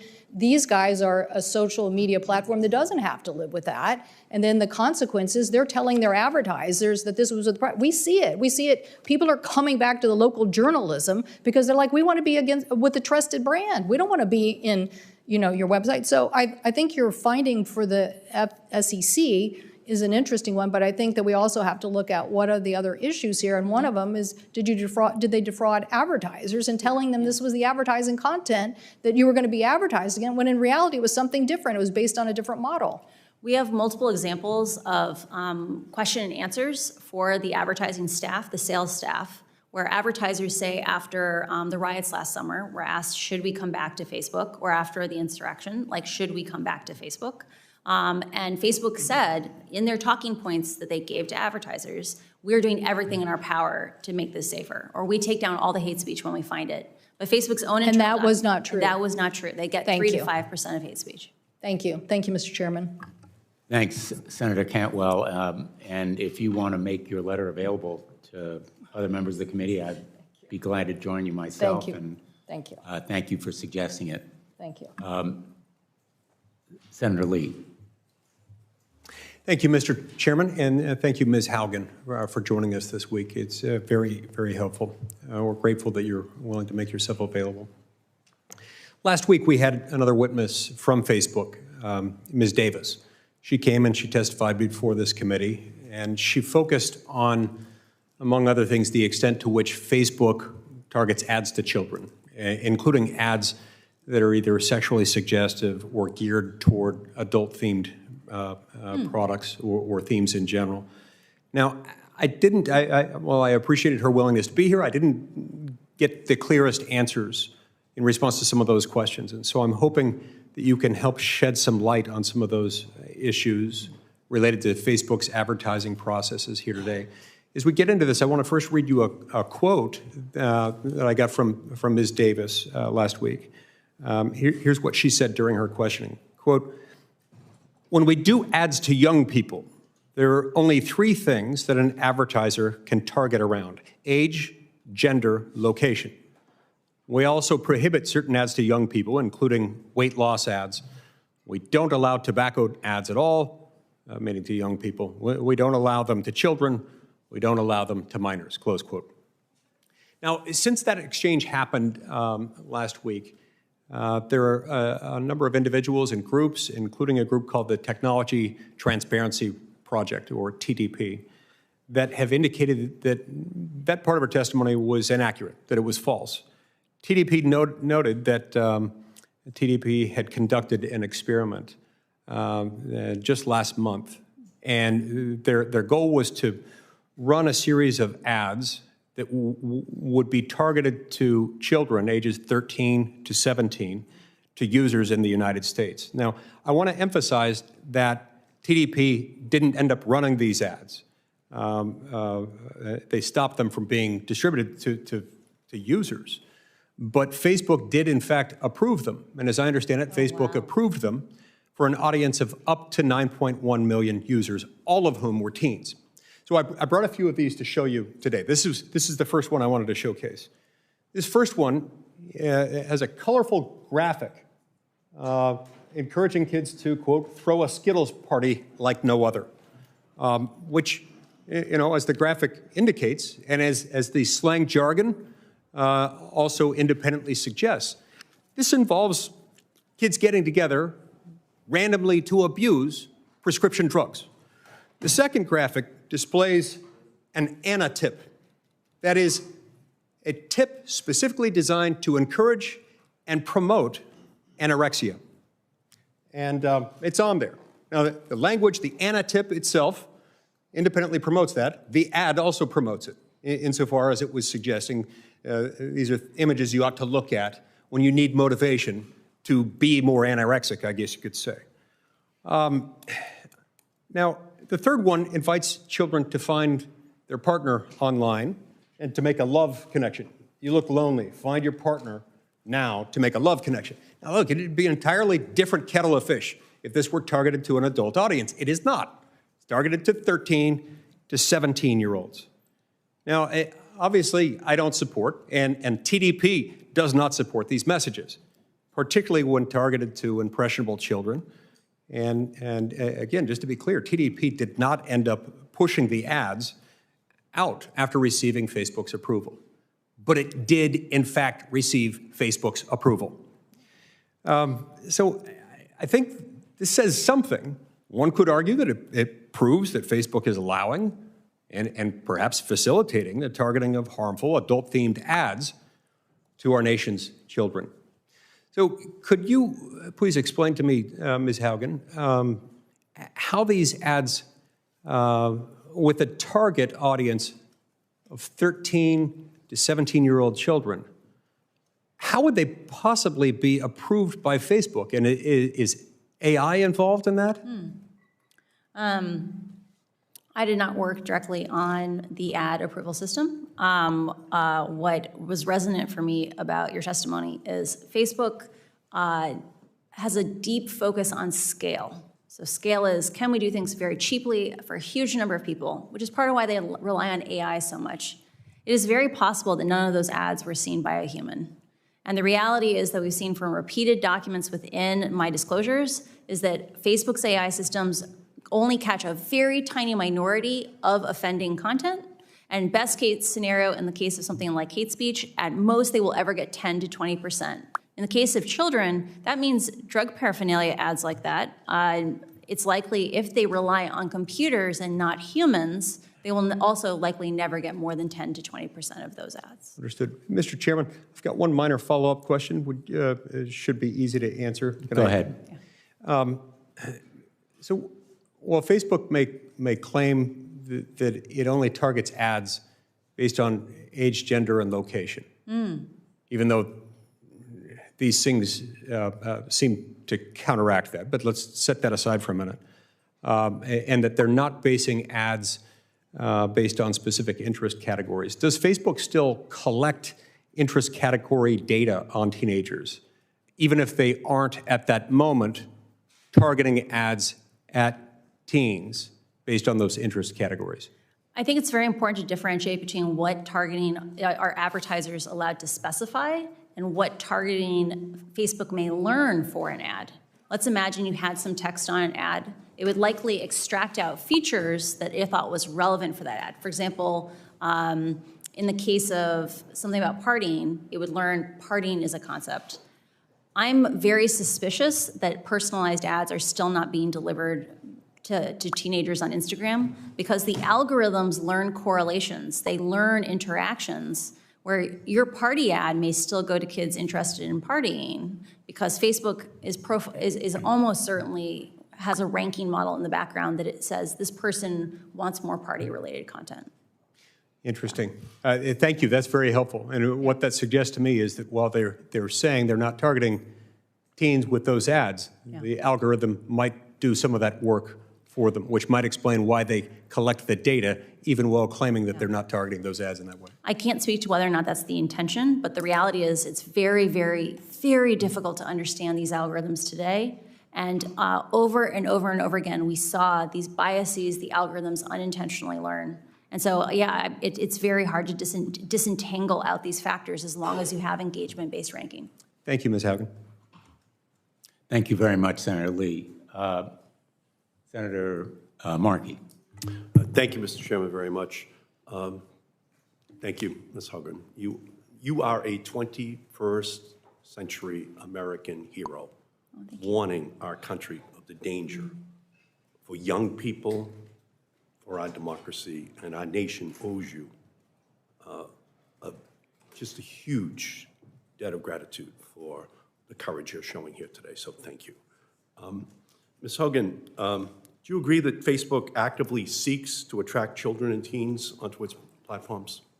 And Facebook actively markets to children, or markets to children under the age of 18 to get on Instagram, and definitely targets children as young as 8 to be on in Messenger Kids. An internal Facebook document from 2020 that you revealed reads, "Why do we care about tweens? They are a valuable but untapped audience."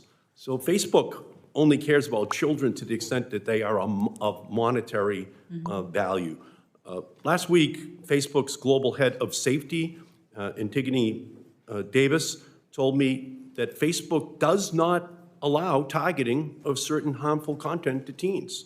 Ms. Davis stated, "We don't allow weight loss ads to be shown to people under the age of 18. Yet, a recent study found that Facebook permitted targeting of teens as young as 13 with ads that showed a young woman's thin waist promoting websites that glorify anorexia." Ms. Haugen, based on your time at Facebook, do you think Facebook is telling the truth? I think Facebook has focused on scale over safety, and it is likely that they are using artificial intelligence to try to identify harmful ads without allowing the public oversight to see what is the actual effectiveness of those safety systems. You unearthed Facebook's research about its harm to teens. Did you raise this issue with your supervisors? I did not work directly on anything involving teen mental health. This research is freely available to anyone in the company. Ms. Davis testified last week, quote, "We don't allow tobacco ads at all. We don't allow them to children either. We don't allow alcohol ads to minors." However, researchers also found that Facebook does allow targeting of teens with ads on vaping. Ms. Haugen, based on your time at Facebook, do you think Facebook is telling the truth? I do not have context on that issue. I assume that if they are using artificial intelligence to catch those vape ads, unquestionably ads are making its way through. Okay. So from my perspective, listening to you and your incredibly courageous revelations time and time again, Facebook says one thing and does another. Time and time again, Facebook fails to abide by the commitments that they had made. Time and time again, Facebook lies about what they are doing. Yesterday, Facebook had a platform outage, but for years it has had a principles outage. Its only real principle is profit. Facebook's platforms are not safe for young people. As you said, Facebook is like big tobacco, enticing young kids with that first cigarette, that first social media account designed to hook kids as users for life. Ms. Haugen, your whistleblowing shows that Facebook uses harmful features that quantify popularity, push manipulative influencer marketing, amplify harmful content to teens. And last week in this committee, Facebook wouldn't even commit to not using these features on 10-year-olds. Facebook is built on computer codes of misconduct. Senator Blumenthal and I have introduced the Kids Internet Design and Safety Act, the KIDS Act. You have asked us to act as a committee. And Facebook has scores of lobbyists in the city right now coming in right after this hearing to tell us we can't act. And they've been successful for a decade in blocking this committee from acting. So let me ask you a question. The Kids Internet Design and Safety Act, or the KIDS Act, here's what the legislation does.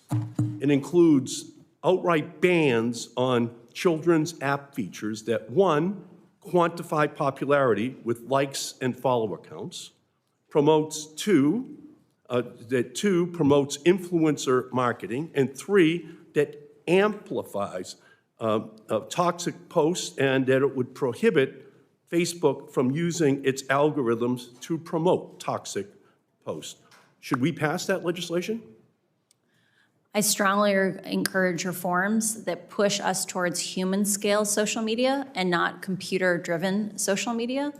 Those amplification harms are caused by computers choosing what's important to us, not our friends and family.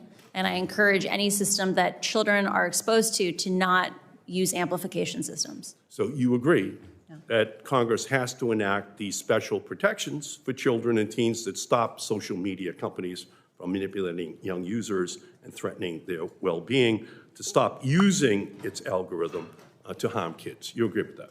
I do believe Congress must act to protect children.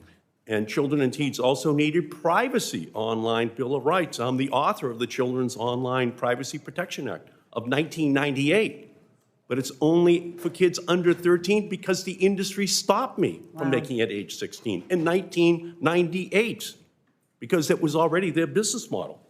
But we need to update that law for the 21st century. Tell me if this should pass. 1, create an online eraser button so that young users can tell websites to delete the data they've collected about them. 2, give young teens under the age of 16 and their parents control of their information.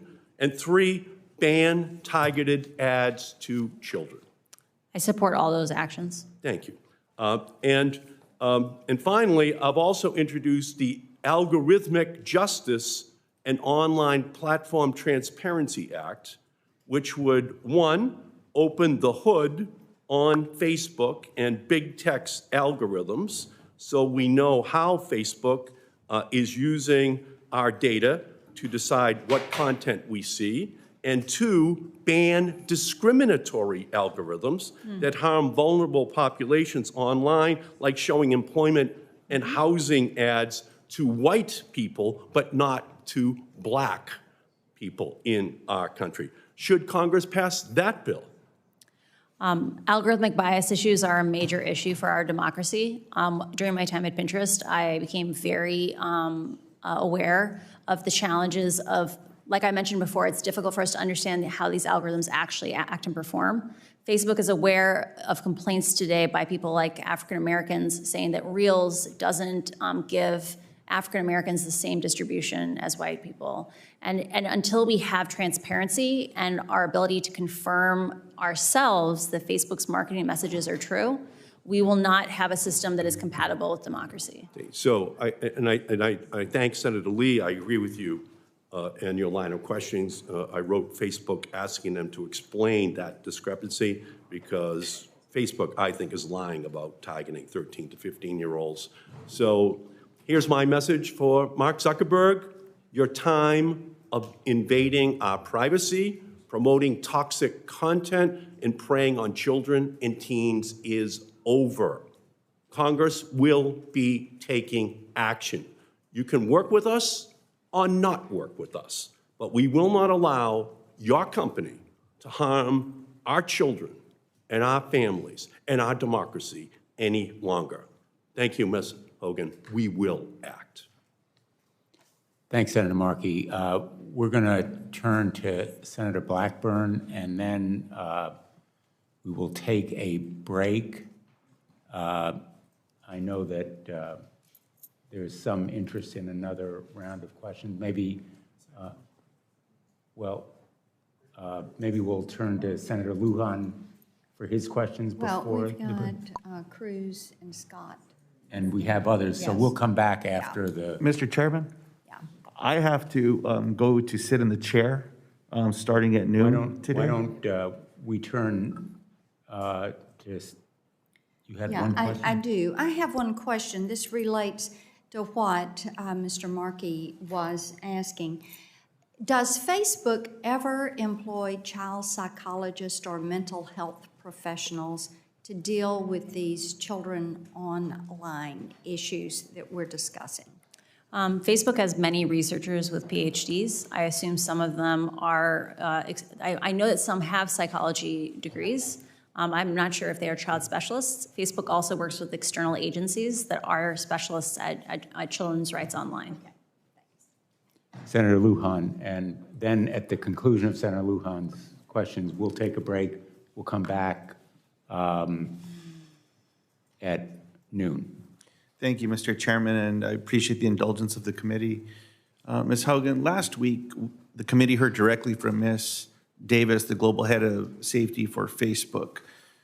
During the hearing, the company contested their own internal research as if it does not exist.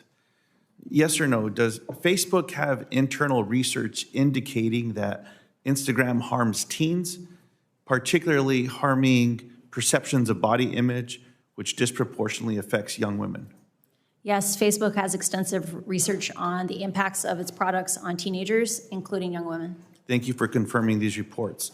Last week, I requested Facebook make the basis of this research the data set minus any personally identifiable information available to this committee. Do you believe it is important for transparency and safety that Facebook release the basis of this internal research, the core data set, to allow for independent analysis? I believe it is vitally important for our democracy that we establish mechanisms where Facebook's internal research must be disclosed to the public on a regular basis, and that we need to have privacy-sensitive data sets that allow independent researchers to confirm whether or not Facebook's marketing messages are actually true. Beyond this particular research, should Facebook make its internal primary research not just secondary slide decks of cherry-picked data, but the underlying data public by default? Can this be done in a way that respects user privacy? I believe in collaboration with academics and other researchers that we can develop privacy-conscious ways of exposing radically more data that is available today. It is important for our ability to understand how algorithms work, how Facebook shapes the information we get to see, that we have these data sets be publicly available for scrutiny.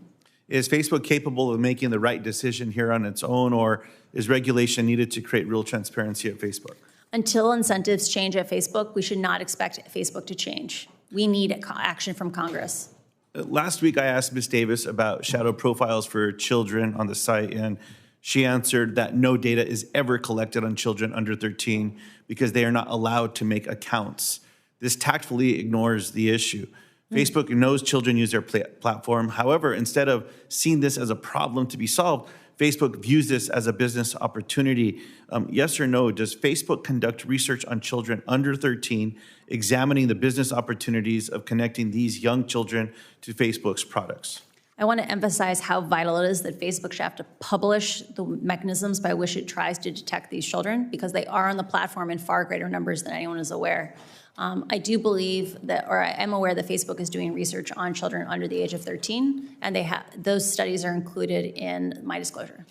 You have shared your concerns about how senior management at Facebook has continuously prioritized revenue over potential user harm and safety. And I have a few questions on Facebook's decision-making. Last week, I asked Ms. Davis, quote, has Facebook ever found a change to its platform would potentially inflict harm on users, but Facebook moved forward because the change would also grow users or increase revenue?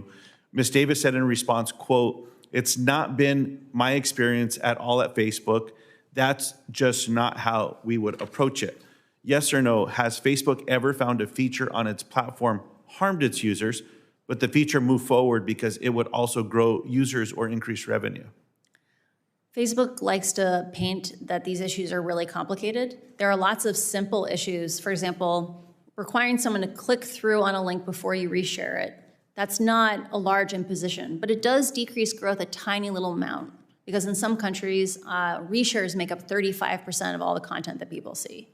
Facebook prioritized that content on the system, the reshares, over the impacts to misinformation, hate speech, or violence incitement. Did these decisions ever come from Mark Zuckerberg directly or from other senior management at Facebook? We have a few choice documents that contain notes from briefings with Mark Zuckerberg, where he chose metrics defined by Facebook, like meaningful social interactions over changes that would have significantly decreased misinformation, hate speech, and other inciting content. And this is the reference you shared earlier to Ms. Cantwell, April of 2020. The soft interventions. Facebook appeared to be able to count on the silence of its workforce for a long time, even as it knowingly continued practices and policies that continue to cause and amplify harm. Facebook content moderators have called out, quote, a culture of fear and secrecy within the company that prevented them from speaking out. Is there a culture of fear at Facebook around whistleblowing and external accountability? Facebook has a culture that emphasizes that insularity is the path forward, that if information is shared with the public, it will just be misunderstood. And I believe that relationship has to change. The only way that we will solve these problems is by solving them together, and we will have much better, more democratic solutions if we do it collaboratively than in isolation. And my final question, is there a senior level executive at Facebook, like an inspector general, who's responsible for ensuring complaints from Facebook employees are taken seriously and that employees' legal, ethical, and moral concerns receive consideration with the real possibility of instigating change to company policies?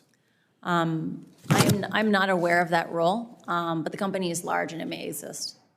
I appreciate that. It's my understanding that there's a gentleman by the name of Roy Austin, who is the Vice President of Civil Rights, who's described himself as an Inspector General, but he does not have the authority to make these internal conflicts public. The Oversight Board was created by Facebook to review moderation policies related to public content specifically. It was not created to allow employees to raise concerns.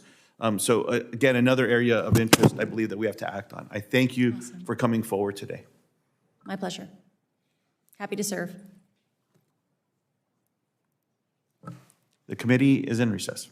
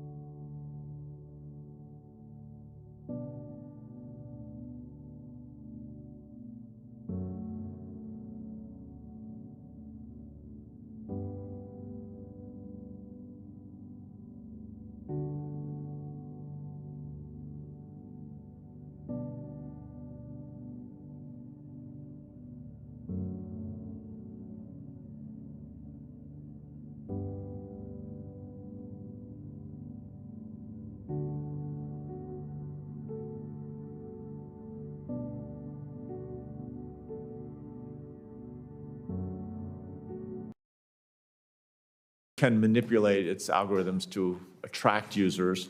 And I guess my question would be, do you feel, in your humble opinion, that simply maximizing profits, no matter the societal impact, that is justified? And I think the question then would be, that's the short question, which I think I know the answer. What impact to Facebook's bottom line would it have if the algorithm was changed to promote safety and to, instead of, change to save the lives of young women rather than putting them at risk?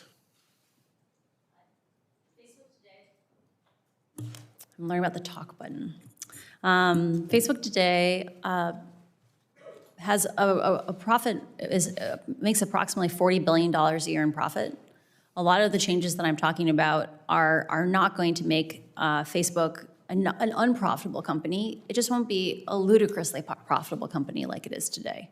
Engagement-based ranking, which causes those amplification problems that leads young women from innocuous topics like healthy recipes to anorexia content. If it were removed, people would consume less content on Facebook, but Facebook would still be profitable. And so I encourage oversight and public scrutiny into how these algorithms work and the consequences of them. Right. Well, and I appreciate that. I'm a former small business owner. I owned started a brew pub back in 1988, and really was always, we worked very hard to look. Again, we weren't doing investigations, but we were very sensitive to whether someone had had too much to drink, whether we had a frequent customer who was frequently putting himself at risk and others. Obviously, I think the Facebook business model puts, poses risk to youth and to teens. You compared it to cigarette companies, which I thought was rightfully so.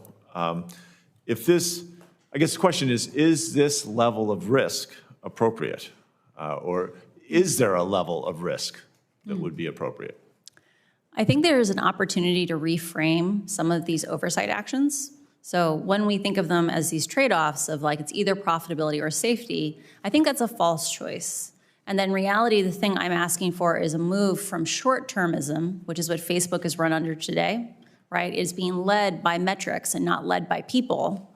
And that with appropriate oversight and some of these constraints, it's possible that Facebook could actually be a much more profitable company 5 or 10 years down the road because it wasn't as toxic, not as many people quit it. But that's one of those counterfactuals that we can't actually test. So regulation might actually make Facebook more profitable over the long term. Right, that's often the case. I think the same could be said for automobiles and go down the list. Exactly. All those things. That there's so much pushback in the beginning. I also thought that the question of how do we assess the impact to their bottom line. We had a representative of Facebook in here recently who talked about that 8 out of 10 Facebook users feel their life is better and that their job is to get to 10 out of 10. Maybe this is the 20% that they're missing. I don't know how large the demographic is of people that are caught back up into this circuitous sense of really taking them down into the wrong direction. How many people that is? Do you have any idea? That quote last week was really shocking to me because I don't know if you're aware of this, but in the case of cigarettes, only about 10% of people who smoke ever get lung cancer, right? So the idea that 20% of your users could be facing serious mental health issues and that's not a problem is shocking. I also want to emphasize for people that eating disorders are serious, right? There are going to be women walking around this planet in 60 years with brittle bones because of choices that Facebook made around emphasizing profit today. Or there are going to be women when they're in 20 years who want to have babies who can't because they're infertile as a result of eating disorders today. They're serious. And I think there's an opportunity here for having public oversight and public involvement, especially in matters that impact children. Great. Well, thank you for being so direct on this and for stepping forward. I yield back the floor, Chair. Thanks, Senator Hickenlooper. Senator Cruz. Thank you, Mr. Chairman. Ms. Haugen, welcome. Thank you for your testimony. When it concerns Facebook, there are a number of concerns that this committee and Congress has been focused on. Two of the biggest have been Facebook's intentional targeting of kids with content that is harmful to the children. Mm-hmm. And then secondly, and a discrete issue, is the pattern of Facebook and social media engaging in political censorship. I want to start with the first issue, targeting kids. As you're aware, and as indeed the documents that you provided indicated, Facebook's, according to the public reporting on it, Facebook's internal reports found that Instagram makes, quote, body image issues worse for 1 in 3 teen girls. And additionally, it showed that, quote, 13% of British users and 6% of American users trace their desire to kill themselves to Instagram. Is that a fair and accurate characterization of what Facebook's research concluded? I only know what I read in the documents that were included in my disclosure. That is an accurate description of the ones that I have read. Because Facebook has not come forward with the total corpus of their known research, I don't know what their other things say. But yes, there is documents that say those things. So we had testimony last week in the Senate with a witness from Facebook who claimed that information was not accurate and needed to be in context. Now, of course, she wasn't willing to provide the context, the alleged mysterious context. Do you know of any context that would make those data anything other than horrifying and deeply disturbing? Engagement-based ranking and these processes of amplification, they impact all users of Facebook. The algorithms are very smart in the sense that they latch on to things that people want to continue to engage with. And unfortunately, in the case of teen girls and things like self-harm, they develop these feedback cycles where children are using Instagram as to self-soothe, but then are exposed to more and more content that makes them hate themselves. This is a thing where we can't say 80% of kids are okay. We need to say, how do we save all the kids? The Wall Street Journal reported that Mark Zuckerberg was personally aware of this research. Do you have any information one way or the other as to Mr. Zuckerberg's awareness of the research? We have one of the documents included in the disclosures details something called Project Daisy, which is an initiative to remove likes off of Instagram. The internal research showed that removing likes off Instagram is not effective as long as you leave comments on those posts. And yet the research directly presented to Mark Zuckerberg said, we should still pursue this as a feature to launch, even though it's not effective, because the government, journalists, and academics want us to do this. Like it would get us positive points with the public. That kind of duplicity is why we need to have more transparency, and why, if we want to have a system that is coherent with democracy, we must have public oversight from Congress. Do you know if Facebook, any of the research it conducted, attempted to quantify how many teenage girls may have taken their lives because of Facebook's products? I am not aware of that research. Do you know if Facebook made any changes when they got back that 13% of British users and 6% of American users traced their desire to kill themselves to Instagram? Do you know if they made any changes in response to that research to try to correct or mitigate that? I found it very surprising that when Antonia Davis was confronted with this research last week, she couldn't enumerate a 5-point plan, a 10-point plan of the actions that they took. I also find it shocking that once Facebook had this research, it didn't disclose it to the public, because this is the kind of thing that should have oversight from Congress. So when you were at Facebook, were there discussions about how to respond to this research? I did not work directly on issues concerning children. These are just documents that were freely available in the company, so I am not aware of that. Okay. Do you have thoughts as to what kind of changes Facebook could make to reduce or eliminate these harms? You mentioned earlier concerns around free speech. A lot of the things that I advocate for are around changing the mechanisms of amplification, not around picking winners and losers in the marketplace of ideas. So explain what that means. Oh, sure. So like I mentioned before, you know, like how on Twitter, if you have to click through on a link before you reshare it, small actions like that friction don't require picking good ideas and bad ideas. They just make the platform less twitchy, less reactive.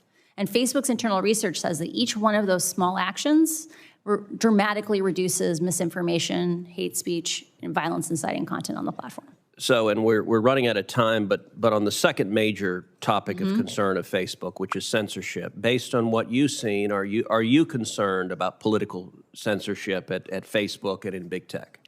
I believe you cannot have a system that has as big an impact on society as Facebook does today with as little transparency as it does. I'm a strong proponent of chronological ranking, or ordering by time with a little bit of spam demotion, because I think we don't want computers deciding what we focus on. We should have software that is human scaled, where humans have conversations together, not computers facilitating who we get to hear from. So how could we get more transparency? What would produce that? I strongly encourage the development of some kind of regulatory body that could work with academics, work with researchers, work with other government agencies to synthesize requests for data that are privacy conscious. This is an area that I'm really passionate about. And because right now, no one can force Facebook to disclose data. And Facebook has been stonewalling us, or even worse, they gave inaccurate data to researchers, as the scandal recently showed. What data should they turn over? My time's expired, so. For example, even data as simple as what integrity systems exist today and how well do they perform? Like, there are lots and lots of people who Facebook is conveying around the world that Facebook safety systems apply to their language, and those people aren't aware that they're using a raw, original, dangerous version of Facebook. Just basic actions like transparency would make a huge difference. Okay. Thank you. Thanks, Senator Cruz. Senator Loomis. Thank you, Mr. Chairman, and thank you for your testimony. If you were in my seat today instead of your seat, what documents or unanswered questions would you seek from Facebook, especially as it relates to children, but even generally speaking? I think any research regarding what Facebook does problematic use, i.e. the addictiveness of the product, is of vital importance. And anything around what Facebook knows about parents' lack of knowledge about the platform. I only know about the documents that I have seen, right? I did not work on teens or child safety myself. But in the documents that I read, Facebook articulates the idea that parents today are not aware of how dangerous Instagram is. And because they themselves did not live through these experiences, they can't coach their kids on basic safety things. And so at a minimum, Facebook should have to disclose what it knows in that context. Okay, so we're trying to protect individuals' data that they're gathering, have data privacy, but have transparency in the manner in which the data is used. Can we bridge that gap? Imagine, I think reasonable people can have a conversation on how many people need to see a piece of content before it's not really private. Like if 100,000 people see something, is it private? If 25,000 people see it, is it private? Just disclosing the most popular content on the platform, including statistics around what factors went into the promotion of that content, would cause radically more transparency than we have today on how Facebook chooses what we get to focus on, how they shape our reality. Okay, if our focus is protecting the First Amendment and our rights to free speech while very carefully regulating data privacy, I've heard there are a number of things that are being discussed in Congress. Everything from antitrust laws to calling Facebook a utility, to the idea that you just raised of a regulatory board of some sort that has authority to, through understanding of the algorithms and how they're used and other mechanisms that create what we see, the face of Facebook, so to speak. Tell me a little more about how you envision that board working.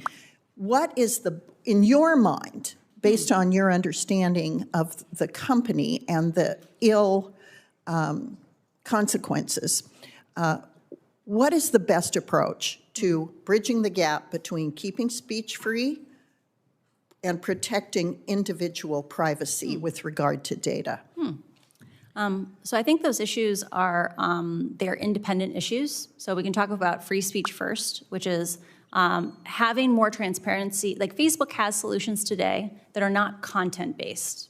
And I am a strong advocate for non-content-based solutions because those solutions will also then protect the most vulnerable people in the world. In a place like Ethiopia where they speak 6 languages, if you have something that focuses on good ideas and bad ideas, those systems don't work in diverse places. So investing in non-content-based ways to slow the platform down not only protects our freedom of speech, it protects people's lives. The second question is around privacy. And this question of how can we have oversight and have privacy? There is lots and lots of research on how to abstract data sets. So you're not showing people's names. You might not even be showing the content of their post. You might be showing data that is about the content of their post, but not the post itself. There are many ways to structure these data sets that are privacy conscious. And the fact that Facebook has walled off the ability to see even basic things about how the platform performs, or in the case of their past academic research, releasing inaccurate data, or not being clear about how they pulled that data, is just part of a pattern of behavior of Facebook hiding behind walls and operating in the shadows. And they have far too much power in our society to be allowed to continue to operate that way. Well, I had heard you make the analogy earlier to the tobacco industry, and I think that that's an appropriate analogy. I really believe we're searching for the best way to address the problem. And I'm not sure that it is the heavy hands, like breaking up companies or calling them a utility, which is why your approach of integrating people who understand the math and the uses of the math with protecting privacy is intriguing to me. So the more information that you can provide to us about how that might work to actually address the problem, I think would be helpful. So in my case, this is an invitation to you to provide to my office or the committee information about how we can get at the root of the problem that you've identified and can document, and save people's privacy. So I extend that invitation to you, and I thank you for your testimony. Mr. Chairman, I yield back. Thanks, Senator Lummis. Senator Sullivan.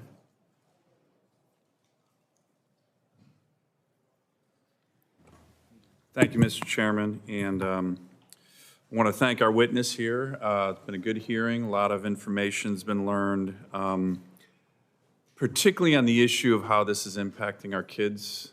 I think we're going to look back 20 years from now, and all of us are going to be like, what in the hell were we thinking when we recognize the damage that it's done to a generation of kids? Do you agree with that, Ms. Hugan?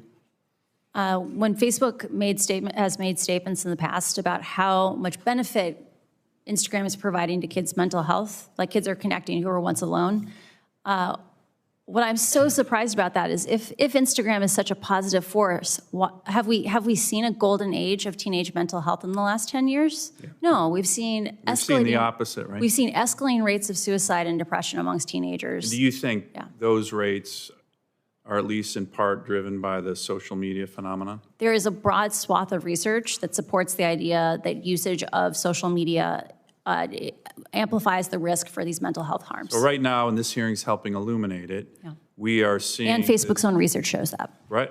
Yeah. Say that again, that's important. And Facebook's own research shows that. Right, that kids are saying, I am unhappy when I use Instagram and I can't stop. That if I leave, I'm afraid I'll be ostracized. Right. And that's so sad. So they know that. That's what their research shows. So what do you think drives them to— I had this discussion with the witness last week, and I said, well, you know, I think they called it their timeout or stop. I said, but isn't that incompatible with your business model? Because your business model is more time online, more eyeballs online. Isn't that the fundamental elements of their business model? Facebook has had both an interesting opportunity and a hard challenge from being a closed system. So they have had the opportunity to hide their problems. And like often people do when they can hide their problems, they get in over their heads. And I think Facebook needs an opportunity to have Congress step in and say, guess what? You don't have to struggle by yourself anymore. You don't have to hide these things from us. You don't have to pretend they're not problems. You can declare moral bankruptcy and we can figure out how to fix these things together. Because we solve problems together, we don't solve them alone. And by moral bankruptcy, one of the things, and I appreciate the phrase that the chairman and you've been using, is one of those elements, which is they know this is a problem. They know it's actually impacting negatively the mental health of the most precious assets we have in America, our youth, our kids. I have 3 daughters.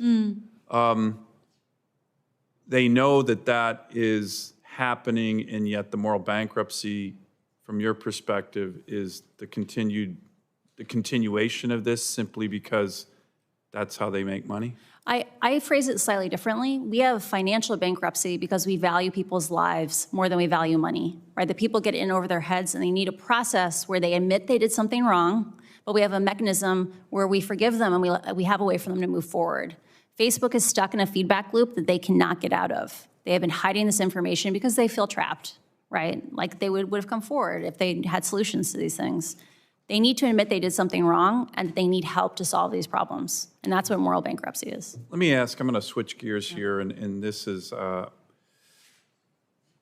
what's your current position right now in terms of its disinformation and counterespionage? My last role at Facebook was in counterespionage. I'm sorry, your last role, okay. Yeah. Mm-hmm. So one of the things, this is a very different topic, and I only got a minute or so left, but right now is Facebook, I know Facebook is not allowed in countries like China, but do they provide platforms for authoritarian or terrorist-based leaders like the Ayatollahs in Iran, that's the largest state sponsor of terrorism in the world, or the Taliban, or Xi Jinping, in my view, our biggest rival for this century, a communist party dictator who's trying to export his authoritarian model around the world.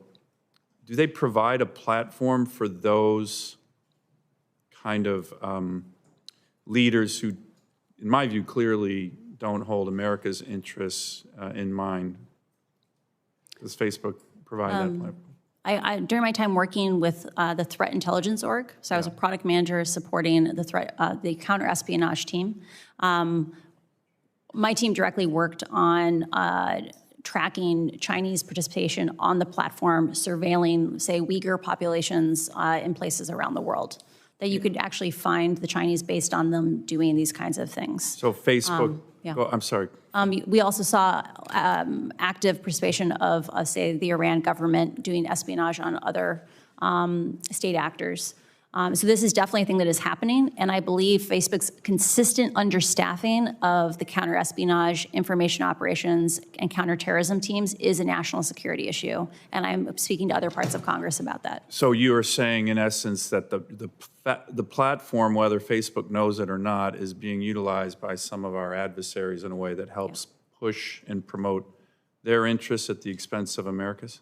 Yes, Facebook's still very aware that this is happening on the platform. And I believe the fact that Congress doesn't get a report of exactly how many people are working on these things internally is unacceptable, because you have a right to keep the American people safe. Great, thank you very much. Thanks, Senator Sullivan. You may have just opened an area for another hearing. Sorry, yeah. Yeah, I have strong national security concerns about how Facebook operates today. Well, Mr. Chairman, maybe we should, right? I mean, it's a important issue. I'm not being at all facetious. Thank you for your questions on this topic, and I know you have a busy schedule, but we may want to discuss this issue with you, members of our committee, at least informally, and if you'd be willing to come back for another hearing. That certainly is within the realm of possibility. I haven't consulted the ranking member, but or the chairwoman, but thank you for your honesty and your candor on that topic. Senator Scott. Thank you, Chairman. First off, thanks for coming forward, and thanks for coming forward in a manner that you want to have positive change. So that's not always what happens. Earlier this year, I sent a letter to Facebook and other social media platforms asking them to detail the harmful impacts, including effects on mental health, their platforms have on children and teens. So your reports reveal that Facebook has been fully aware of this for a while, and the harmful impacts, especially on young women. So I think we all agree that's completely unacceptable, and we've got to figure out how we protect the people that are vulnerable in this country from the harmful impacts of Facebook and other social media platforms. So first off, do you think there should be greater consideration for age when it comes to using any social media? I strongly encourage raising age limits to 16 or 18 years old based on looking at the data around problematic use or addiction on the platform and children's self-regulation issues. So I think you addressed this a little bit, but why do you think Facebook didn't address this publicly when they figured it out internally that they were having an adverse impact on young people, especially young women? Why didn't they come forward and say, we've got a problem, we've got to figure this out? I have a huge amount of empathy for Facebook. These are really, really hard questions. And part of why I was saying, I think they feel a little trapped and isolated is the problems that are driving negative social comparison on Instagram. Facebook's own research says Instagram is actually distinctly worse than, say, TikTok or Snapchat or Reddit because TikTok is about doing fun things with your friends. Snapchat is about faces and augmented reality. Reddit is vaguely about ideas, but Instagram is about bodies and about comparing lifestyles. And so I think there are real questions where like Instagram would have to come in and think hard about their product or about like what is their product about. And I don't think those answers are immediately obvious. But that's why I believe we need to solve problems together and not alone, because collaborating with the public will give us better solutions. So do you think Facebook was trying to mitigate the problem? I think within the set of incentives that they were working within, they did the best they could. Unfortunately, those incentives are not sustainable and they are not acceptable in our society. Do you think Facebook and other social media platforms ought to be required to report any harmful effects they have on young people? One of the things that I found very interesting after the report in the Wall Street Journal on teen mental health was that a former executive at the company said Facebook needs to be able to have private research. And the part that I was offended by this was Facebook has had some of this research on the negative effects of Instagram on teenagers for years. I strongly support the idea that Facebook should have a year, maybe 18 months to have private research. But given that they are the only people in the world who can do this kind of research, that the public never gets to do it, they shouldn't be allowed to keep secrets when people's lives are on the line. So, because to be clear, if they make $40 billion a year, they have the resources to solve these problems. They're choosing not to solve them. Yeah. Didn't that surprise you? They wouldn't put more effort into this? I know. Because you know it's going to catch up with them eventually, right? Yeah. Why like I mentioned earlier to Senator Hickenlooper, right? Coming in and having oversight might actually make Facebook a more profitable company 5 or 10 years from now. Because toxicity, Facebook's own research shows they have something called an integrity holdout. These are people who don't get protections from integrity systems to see what happens to them. Right. And those people who deal with a more toxic, painful version of Facebook use Facebook less. And so one could reason a kinder, friendlier, more collaborative Facebook might actually have more users 5 years from now. So it's in everyone's interest. Do you think, I've got a bill, and there's a lot of bills that I think we've all talked about, but mine is called the Data Act. It's going to require express consent from users for large platforms to use algorithms on somebody. You agree with that? Shouldn't we consent before they get to take everything about us and go sell it? Pick how they send things to us? For selling personal data, that is an issue that I believe people should have substantially more control over. Most people are not well informed on what the personal costs of having their data sold are. And so I worry about pushing that choice back on individual consumers. In terms of should people consent to working with algorithms, I worry that if Facebook is allowed to give users the choice of do you want an engagement-based newsfeed or do you want a chronological newsfeed, like ordered by time, maybe a little spam demotion, that people will choose the more addictive option, that engagement-based ranking, even if it is leading their daughters to eating disorders. All right, thank you. Thanks, Senator Scott. I think we have concluded the first round, unless we're missing someone who is online and not hearing anyone. Let's go to the second round. Thank you again for your patience. I know you have a hard stop, I think, at 1:30, so we'll be respectful of that limitation. And I'll begin by asking a few questions. First, let me say, Senator Klobuchar very aptly raised with you the principal obstacle to our achieving legislative reform in the past, which is the tons of money spent on lobbyists and other kinds of influence peddling, to use a pejorative word, that is so evident here in the United States Congress.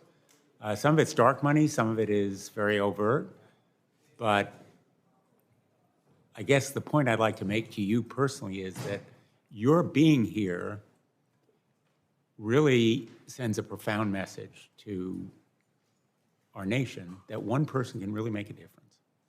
One person standing up, speaking out, can overcome a lot of those obstacles for us. And you have crystallized, in a way, our consciousness here. You have been a catalyst, I think, for change in a way that we haven't seen. And I've been working on these issues for 10, 15 years. And you have raised awareness in a way that I think is very unique. So thank you not only for your risk-taking and your courage and strength in standing up, but also for the effect that it has had. And I also want to make another point, and you can tell me whether I'm correct or not. I think there are other whistleblowers out there. I think there are other truth tellers in the tech world who want to come forward. And I think you're leading by example. I think you are showing them that there's a path to make this industry more responsible and more caring about kids and about the nature of our public discourse generally and about the strength of our democracy. And I think you have given them a boost, those whistleblowers out there, in potentially coming forward. I think that's tremendously important. And I think also, and again, you can tell me if I'm wrong, there are a lot of people in Facebook who are cheering for you because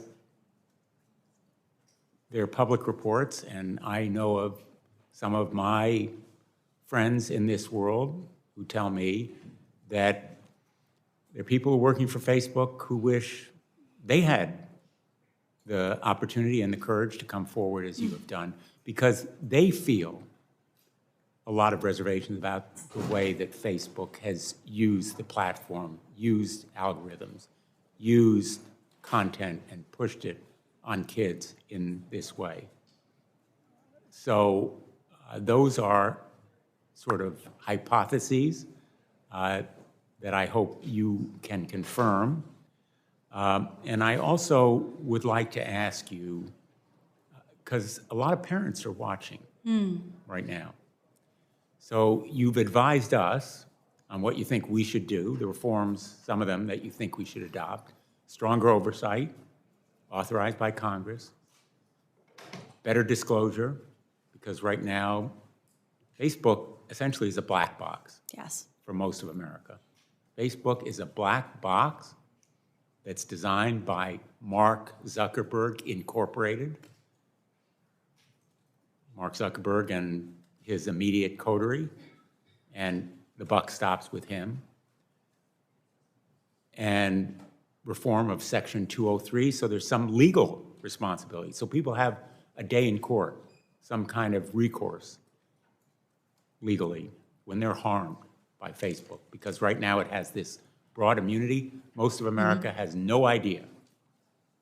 Essentially, you can't sue Facebook. You have no recourse. Most America doesn't know about Section 230, and if you push a lot of members of Congress, they wouldn't know either. It's actually slightly worse than that. Facebook made a statement in a legal proceeding recently where they said they had the right to mislead the court because they had immunity, right? That 230 gave them immunity, so why should they have to tell the truth about what they're showing? Which is kind of contempt. Shocking. Well, it is shocking to a lawyer, Yeah. which some of us are. It's also utter disregard and contempt for the rule of law and for the very legal structure that gives them that kind of protection. So it's kind of a new low in corporate conduct, at least in court. So you've provided us with some of the reforms that you think are important, and I think that the oversight goes a long way because it in turn would make public a lot of what is going on in this black box. But for now, since a lot of teens and tweens will be going home tonight, as you've said, to endure the bullying, the eating disorders, the invitations to feel insecure about themselves, heightened anxiety. They have to live with the real world as it exists right now.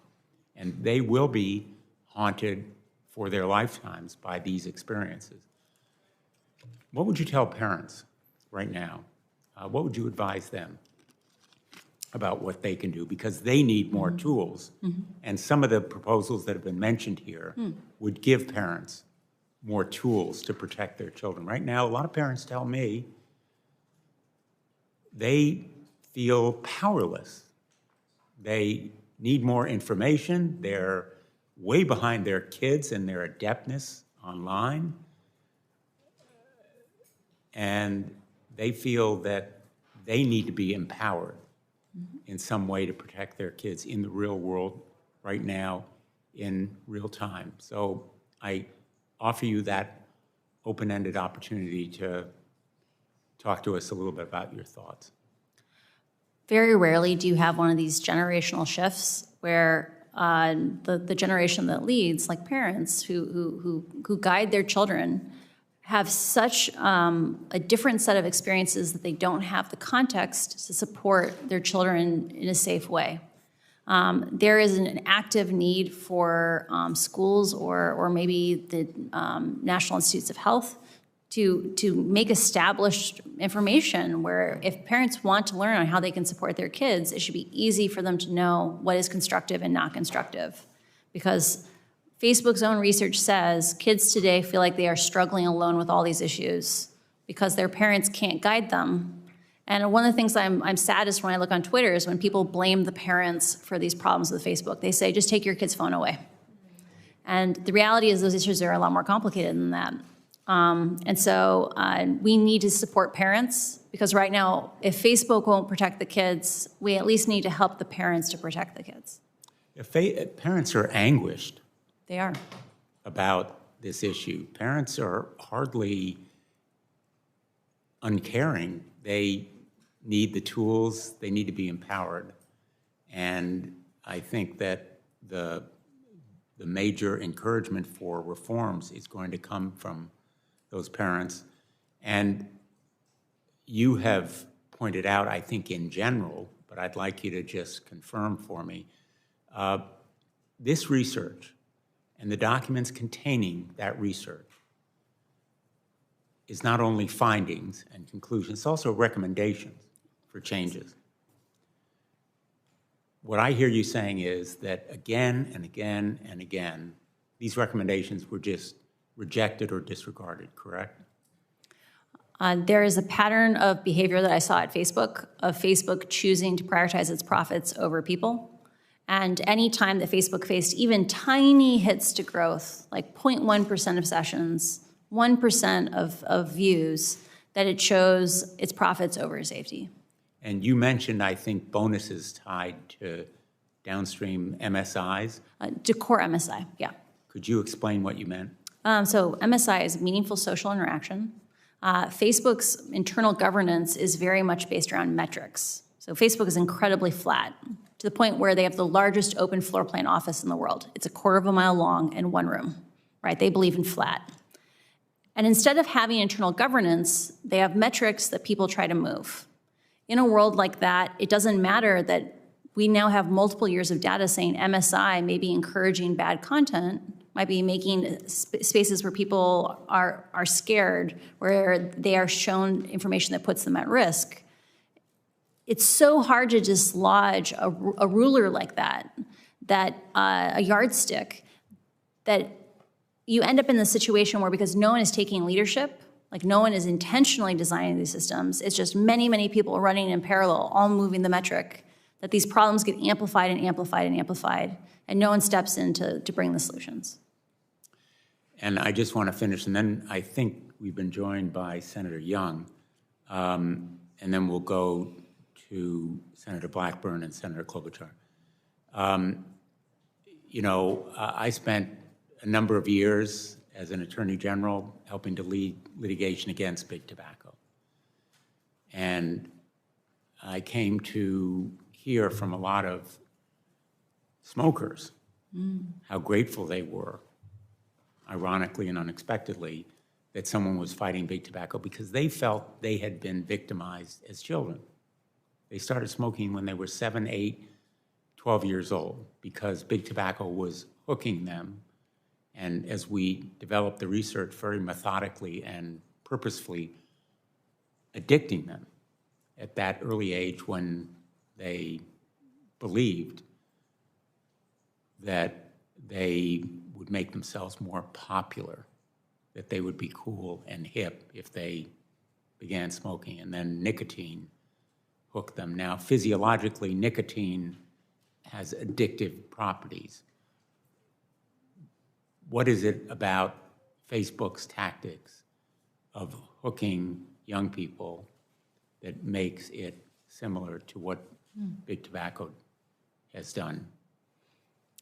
Facebook's own research about Instagram contains quotes from kids saying, I feel bad when I use Instagram, but I also feel like I can't stop, right? I know that the more time I spend on this, the worse I feel, but like I just can't, like that they want the next click, they want the next like, the dopamine, the little hits all the time.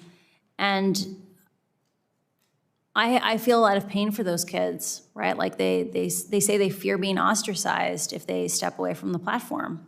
So imagine you're in this situation, you're in this relationship where every time you open the app, it makes you feel worse, but you also fear isolation if you don't.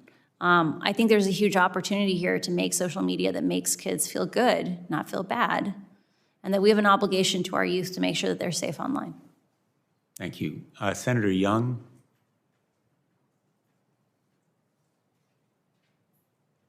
Jen, thank you for your compelling testimony.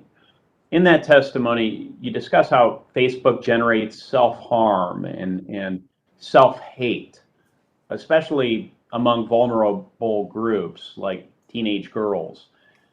I happen to be a father of 4 kids, 3 daughters, 2 of whom are teenagers, and as you just alluded to, most adults, myself included, I've never been a teenager during the age of Facebook, Instagram, and these other social media platforms. And therefore, I think it can be really hard for many of us to fully appreciate the impact that certain posts may have, including, I would add, on a teen's mental health. So can you discuss the short and long-term consequences of body image issues on these platforms, please? The patterns that children establish in their teenage years live with them for the rest of their lives. The way they conceptualize who they are, how they conceptualize how they interact with other people, are patterns and habits that they will take with them as they become adults, as they themselves raise children. I'm very scared about the upcoming generation because when you and I interact in person and I say something mean to you and I see you wince or I see you cry, that makes me less likely to do it the next time, right? That's a feedback cycle. Online kids don't get those cues and they learn to be incredibly cruel to each other and they normalize it. And I'm scared of what will their lives look like where they grow up with the idea that it's okay to be treated badly by people who allegedly care about them. That's a scary future. Very scary future. And I see some evidence of that as to so many parents on a regular basis. Are there other specific issues of significant consequence that the general public may not be fully aware of that are impacting vulnerable groups that you'd just like to elevate during this testimony? One of the things that's hard for people who don't look at the data of social networks every day, it can be hard to conceptualize the distribution patterns of harms or just of usage. That there are these things called power laws. It means that a small number of users are extremely intensely engaged on any given topic, and most people are just lightly engaged. When you look at things like misinformation, Facebook knows that the people who are exposed to the most misinformation are people who are recently widowed, divorced, moved to a new city, are isolated in some other way. When I worked on civic misinformation, we discussed the idea of the misinformation burden, like the idea that when people are exposed to ideas that are not true over and over again, it erodes their ability to connect with the community at large because they no longer adhere to facts that are consensus reality. The fact that Facebook knows that its most vulnerable users, people who were recently widowed, like that they're isolated, that the systems that are meant to keep them safe, like demoting misinformation, stop working when people look at 2,000 posts a day, right? And it breaks my heart, the idea that these rabbit holes would suck people down and then make it hard to connect with others. So Ms. Hougen, I desperately want to, which is the American impulse, I want to solve this problem. And I very much believe that Congress not only has a role, but has a responsibility to figure this out. I don't pretend to have all the answers. I would value your opinion, though, as to whether you believe that breaking up Facebook would solve any of the problems that you've discussed today. You think it would? So as an algorithmic specialist, so this is someone who designs algorithmic experiences, I'm actually against the breaking up of Facebook because even looking inside of just Facebook itself, so not even Facebook and Instagram, you see the problems of engagement-based ranking repeat themselves. So the problems here are about the design of algorithms of AI and the idea that AI is not intelligent. And if you break up Instagram and Facebook from each other, it's likely, so I used to work on Pinterest. And a thing that we faced from a business model perspective was that advertisers didn't want to learn multiple advertising platforms. That they wanted to learn, they got one platform for Instagram and Facebook and whatever, and learning a second one for Pinterest, Pinterest made radically fewer dollars per user. And what I'm scared of is right now, Facebook is the internet for lots of the world. If you go to Africa, the internet is Facebook. If you split Facebook and Instagram apart, it's likely that most advertising dollars will go to Instagram, and Facebook will continue to be this Frankenstein that is altering, that is endangering lives around the world, only now there won't be money to fund it.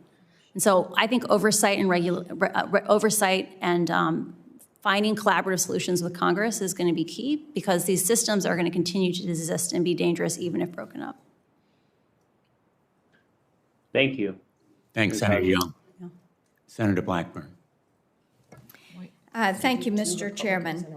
I have a text that was just put up by Facebook's spokesperson, Andy Stone.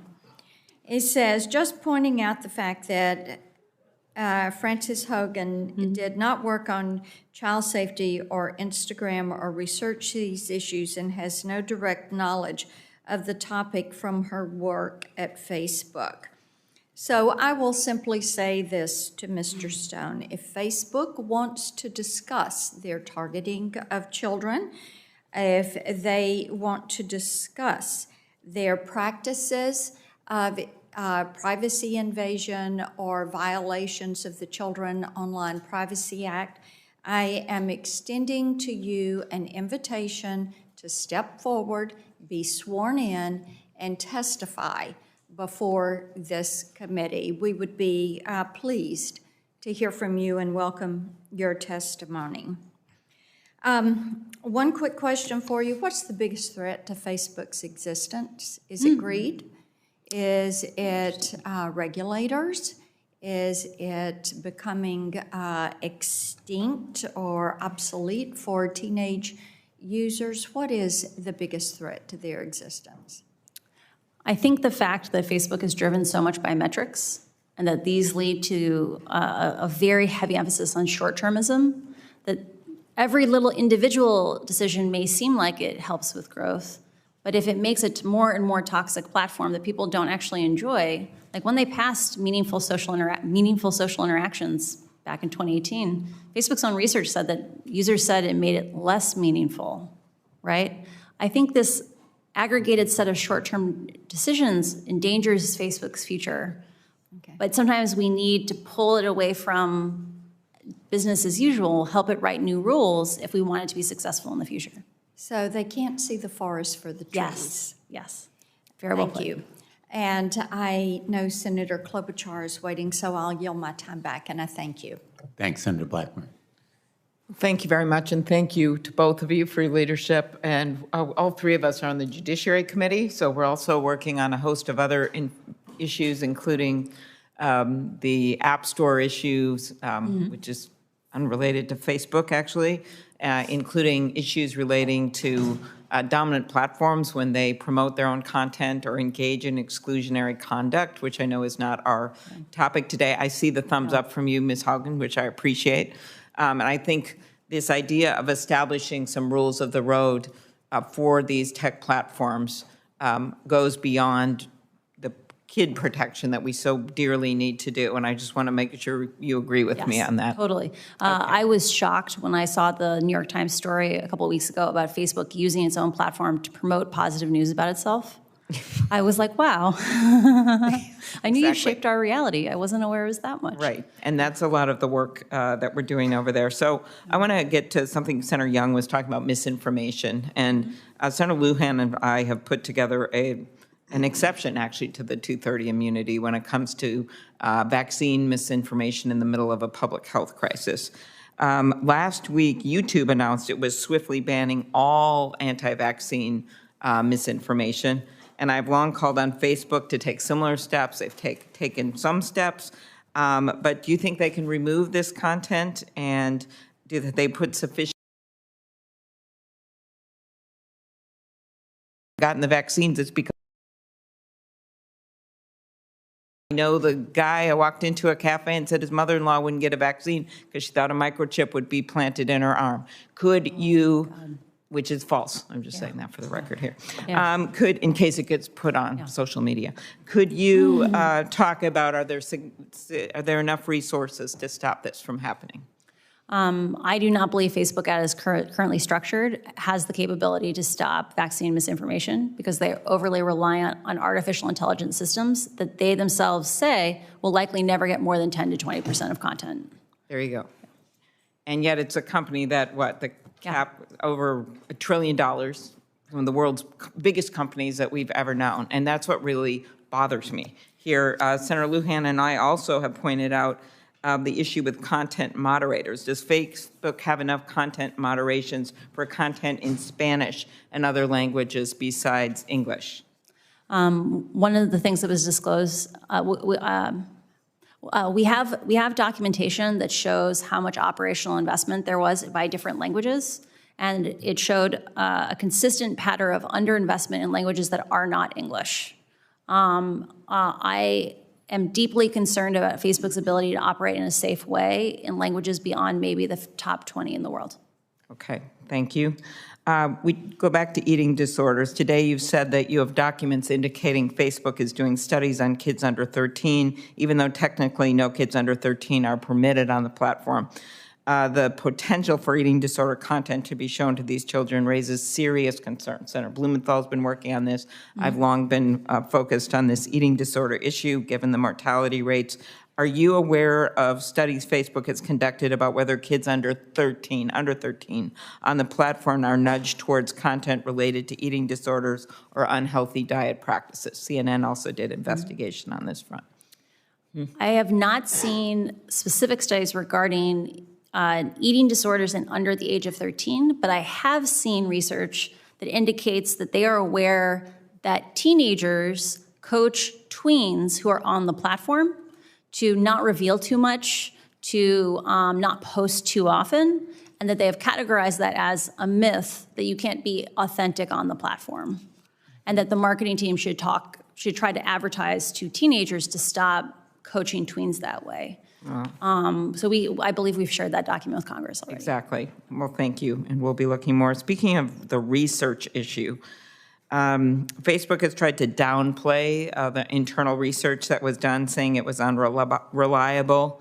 It seems to me that they're trying to mislead us there. The research was extensive, surveying hundreds of thousands of people traveling around the world to interview users. In your view, are the internal researchers at Facebook who examine how users are affected by the platform, is their work thorough? Are they experienced? Is it fair for Facebook to throw them under the bus? Facebook has one of the top-ranked research programs in the tech industry. Like, they've invested more in it than I believe any other social media platform. And some of the biggest heroes inside the company are the researchers, because they are boldly asking real questions and being willing to say awkward truths. The fact that Facebook is throwing them under the bus, I think, is unacceptable. And I just want the researchers to know that I stand with them and that I see them. Or maybe we should say, as the name of one book, The Ugly Truth. Yeah. What about Facebook blocking researchers at NYU from accessing the platform? Does that concern you? These are outside researchers. I am deeply concerned. So for context, for those who are not familiar with this research, there are researchers at NYU who, because Facebook does not publish enough data on political advertisements or how they are distributed, these are advertisements that influence our democracy and how it operates. They created a plugin that allowed people to opt in, to volunteer, to help collect this data collectively, and Facebook lashed out at them and even banned some of their individual accounts. The fact that Facebook is so scared of even basic transparency that it goes out of its way to block researchers who are asking awkward questions shows you the need for congressional oversight and why we need to do federal research and federal regulations on this. Very good. Thank you. Thank you for your work. Thanks, Senator Klobuchar. Senator Markey. Thank you. Thank you, Mr. Chairman. Thank you for your incredible leadership on this issue. As early as 2012, Facebook has wanted to allow children under the age of 12 to use its platform. At that time, in 2012, I wrote a letter to Facebook asking questions about what data it planned to collect and whether the company intended to serve targeted ads at children. Now, here we are 9 years later, debating the very same issues. Today, Ms. Hogan, you've made it abundantly clear why Facebook wants to bring more children onto the platform. It's to hook them early, just like cigarettes, so that they become lifelong users, so Facebook's profits increase. Yet, we should also ask why in the last 9 years has the company not launched Facebook for Kids or Instagram for Kids? After all, from the testimony here today, Facebook appears to act without regard to any moral code or any conscience, or instead puts profit above people, profit above all else. The reason why Facebook hasn't officially permitted kids 12 and under to use its platform is because the Child Online Privacy Protection Act of 1998 that I'm the author of exists. Because there is a privacy law on the books, which I authored, that gives the Federal Trade Commission regulatory power to stop websites and social media companies from invading the privacy of our children, 12 and under. That's why we need to expand the Child Online Privacy Protection Act. That's why we need to pass the KIDS Act that Senator Blumenthal and I have introduced, and why we need an Algorithmic Justice Act to pass, because the absence of regulation leads to harming teens, stoking division, damaging our democracy. That's what you've told us today. So, Ms. Hogan, I want you to come back to the protections that you are calling on us to enact. This isn't complicated.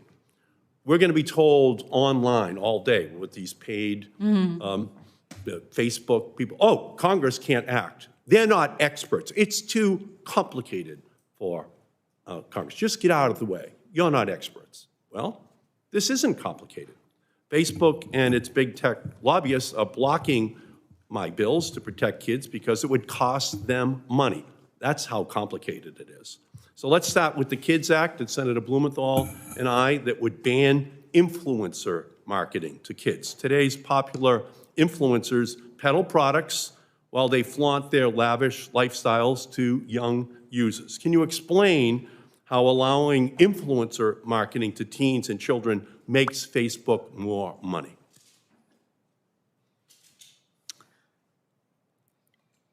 The business model that provides a great deal of the content on Instagram is one where people produce content for free.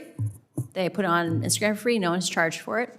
But many of those content creators have sponsorships from brands or from other affiliate programs.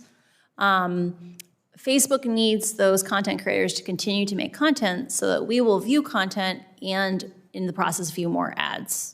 Facebook provides tools to support influencers who do influencer marketing because it gives them the supply of content that allows them to keep people on the platform, viewing more ads, making more money for them.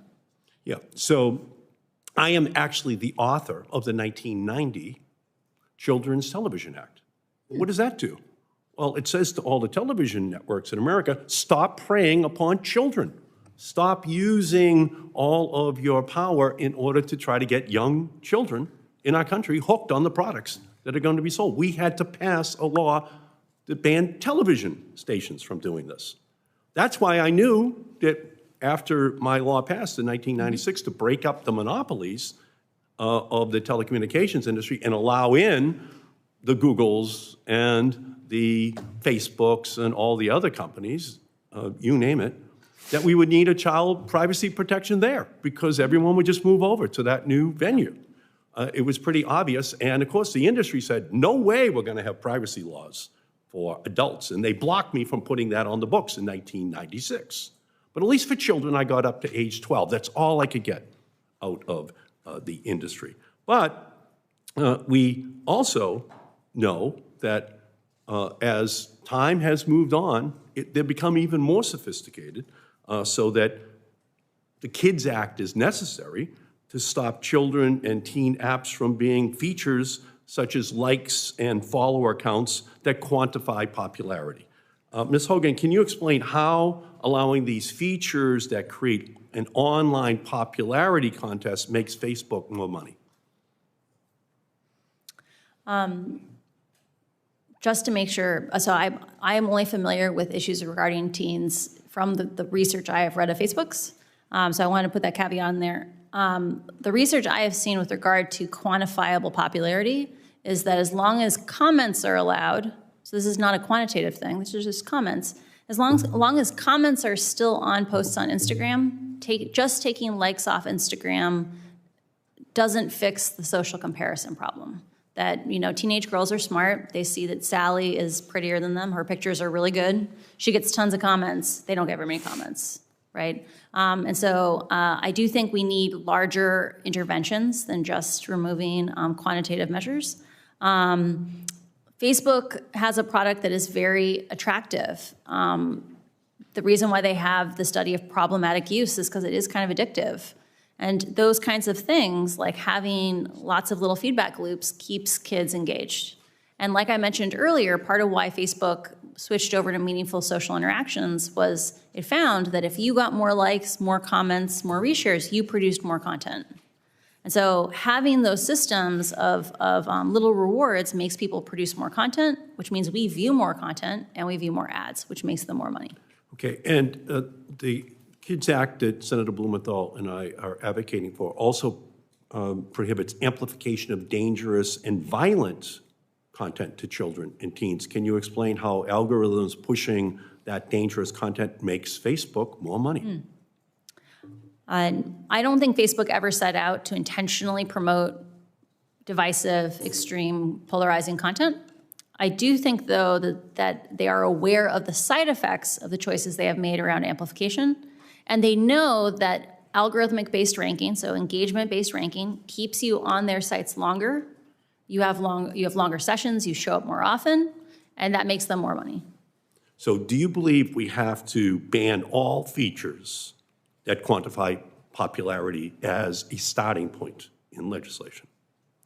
As I covered before, the internal research I've seen is that removing things like likes alone, if you don't remove things like comments, doesn't have a huge impact on social comparison. So I do believe we need to have a more integrated solution for these issues. Should we ban targeted advertisements to children? I strongly encourage banning targeted advertisements to children. And we need to have oversight in terms of, I think the algorithms will likely still learn the interests of kids and match ads to those kids, even if the advertiser can't articulate, I want to target on this interest. Right. How much money does Facebook make from targeting children? I don't know what fraction of their revenue comes from children. Okay, so ultimately children are not commodities. No. They've always been given, historically, special protections. That's what the Children's Television Act of 1990 is all about. They've always been given this special safety zone so that children can grow up without being preyed upon by marketers. When I was a boy and the salesman would knock on the front door, my mother would just say, "Tell him I'm not home. That man is not getting into our living room."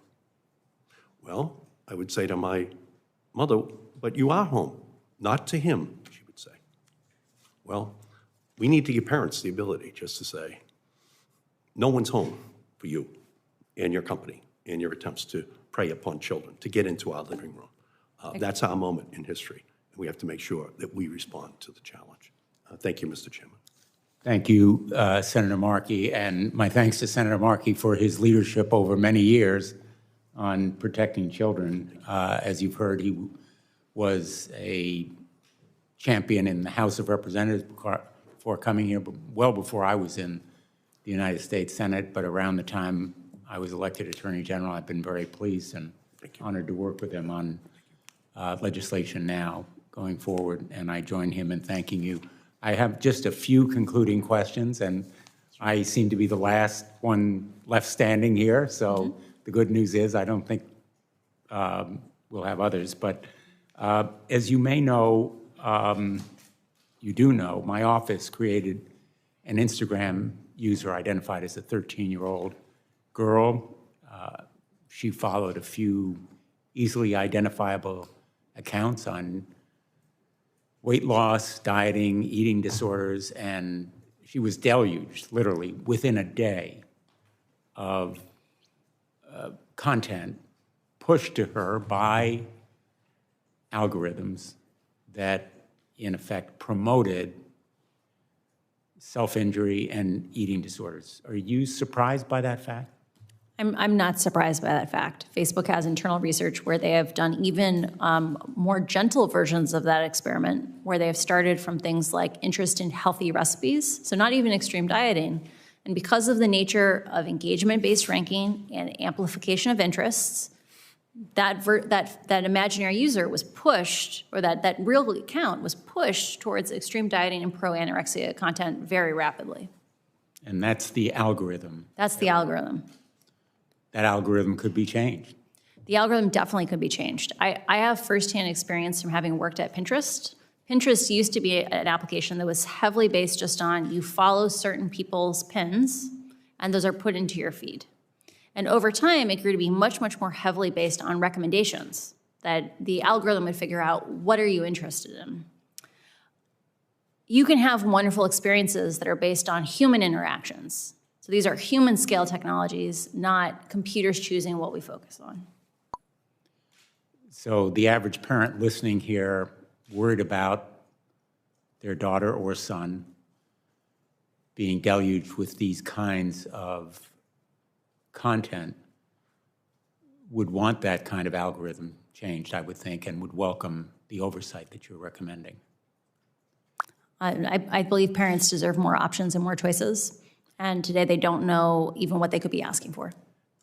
I just received by text, literally about 15 minutes ago, a message from someone in Connecticut, and I'm going to read it to you. It's from a dad. I'm in tears right now watching your interaction with Frances Haugen. My 15-year-old daughter loved her body at 14, was on Instagram constantly, and maybe posting too much. Suddenly she started hating her body dysmorphia, now anorexia, and was in deep, deep trouble before we found treatment. I fear she'll never be the same. I'm brokenhearted. I think people tend to lose sight of the real-world impact here. And I think that's the reason that you're here. I'd just like to invite you, if you have any words to those other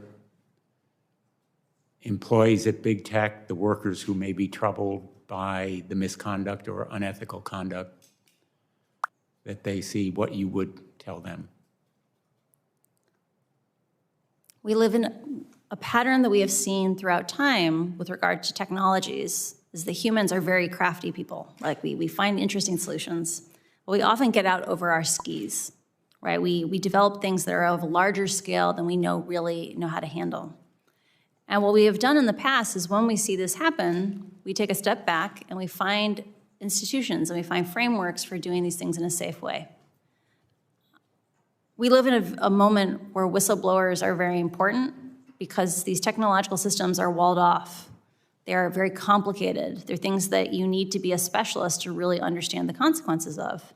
And the fact that we've been having the exact same kinds of false choice discussions about what to do about Facebook, is it about privacy or oversight? Is it about censorship or safety? Like the fact that we're being asked these false choices is just an illustration of what happens when the real solutions are hidden inside of companies. We need more tech employees to come forward through legitimate channels like the SEC or Congress to make sure that the public has the information they need in order to have technologies be human-centric, not computer-centric. Thank you. On that note, we'll conclude. Thank you for an extraordinary testimony.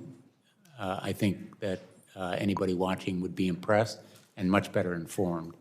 And you've done America a real public service, I think. Thank you. The record will remain open for 2 weeks. Any senators who want to submit questions for the record should do so by October 19th. This hearing is adjourned. Thank you.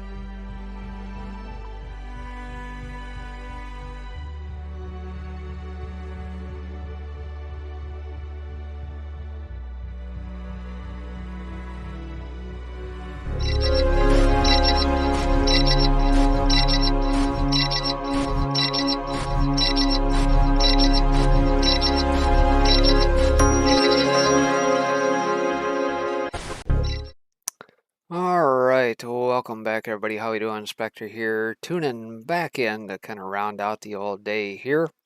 Hopefully you enjoyed the broadcast this morning. Played a little bit of the Facebook hearing per the whistleblower, if you want to call it that. Very interesting. We'll have to see what comes of that, if anything. Obviously, the old Senate panel saying, oh, government needs to intervene and do a little bit more here and there. But yeah, we'll see what happens, right? So that being said, let's take a look at what the old market did here on the day. And it says big tech, Bitcoin break-evens, and black gold surge as debt limit doubts loom. Despite all the chatter, debt ceiling doubts continues to build. And it says debt ceiling anxiety proxy is still tracking through the roof at this point. Most of these graphs net out of Bloomberg here says, and U.S. sovereign risk continues to deteriorate. There we see the one-year CDSs, the credit default swaps net, tracking back along with what we saw spike-wise from 2015 timeframe. But hey, that shouldn't stop you from panic buying stocks, right?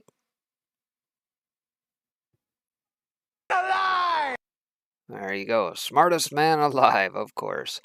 NASDAQ was the day's big winner, up around 2%. S&P and Dow also pumped and didn't dump. Small caps lurched higher with the rest, but gave up early gains. The late day weakness left everything red from Friday, and NASDAQ never got back to even.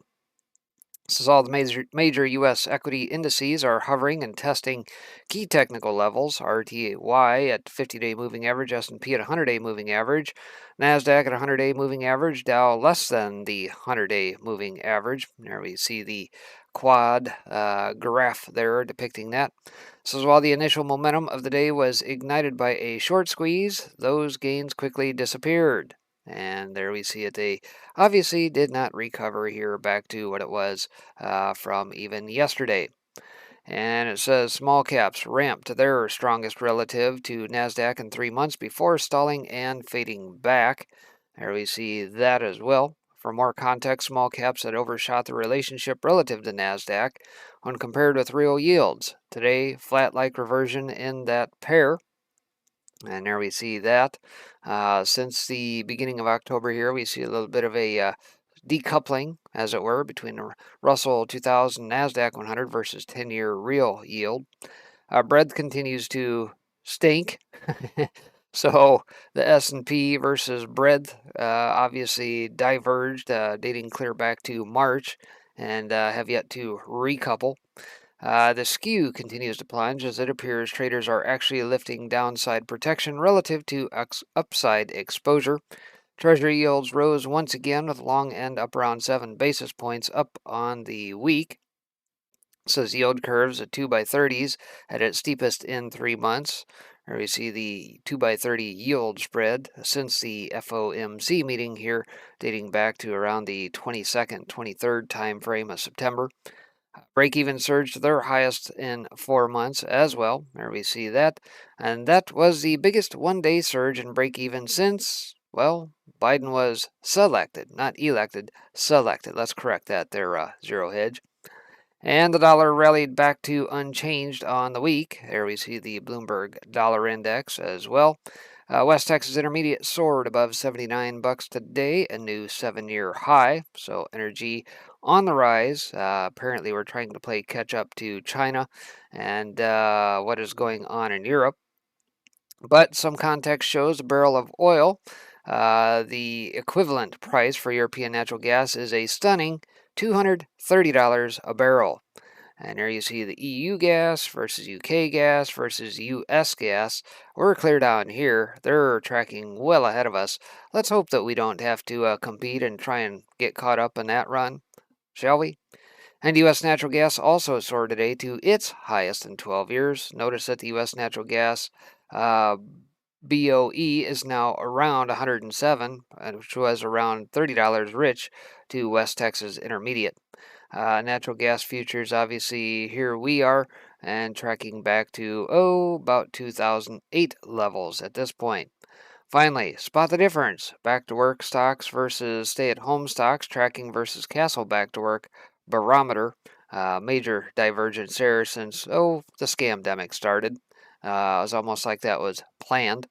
And in case you were wondering about the actual economy, the Atlanta Fed just downshifted its GDP now forecast to just 1.33%. So yeah, how's that growth working out? Not too good. Well, aside from that, on the day here, we had U.S. services sector shows further signs of struggling in September. After U.S. manufacturing's mixed survey results in September, PMI weakest in 5 months, ISM strongest in 4 months. The services surveys were expected to both show further weakness, but as usual, they contradicted each other. Market U.S. services PMI fell from 55.1 to 54.9 in September, which was better than the 54.4 expected, which was also weakest since December 2020.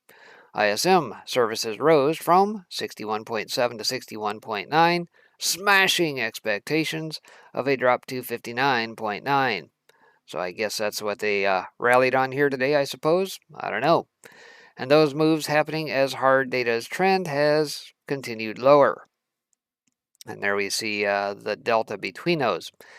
Take your pick, says Market U.S. Services PMI, Market U.S. Manufacturing PMI versus ISM Manufacturing PMI and ISM Services PMI. So there you have that. And it says while the surveys signal expansion above 50, the slowest rise in new business for 13 months, and labor shortages hampered output growth as the upturn softened to the weakest in 2021 to date. Meanwhile, inflationary pressures remained historically elevated as input costs and output charges rose markedly. Commodity prices up, commodities down in price. Only lumber-oriented strand board and rental cars were the only commodities down. The U.S. Composite PMI fell to 55.0 in September, the weakest since last September. And commenting on the latest survey results, Chris Williamson, chief business economist at IHS Markit, said, "The service sector showed further signs of struggling amid the COVID-19 Delta wave in September. While business activity is growing at a rate in line with the long-run average seen prior to the pandemic, this represents a market downshifting from the spring and summer months. High virus case numbers have not only subdued demand for many services, notably among consumers in the hospitality sector, the pandemic continues to hit the labor market both in terms of staff absences amid the spread of the virus and low labor market participation rates, meaning it is difficult to fill vacancies. Well, gee, if we got the government out of the way, where would those numbers be? Hello? However, Williamson does offer some hope, with COVID-19 cases numbers appearing to have peaked early in September. The situation in terms of demand and labor supply should start to improve as we head into the fourth quarter, a sentiment supported by business optimism rising in the service sector to the highest since June, and an unprecedented strong buildup of back orders. Well, mind you, that's if we can get the stinking containers offloaded. So there's that. Says all the ISM respondents' comments are about supply chain issues. And I'm not going to take the time to read through that lengthy list. We've talked about that pretty much ad nauseum here on the broadcast.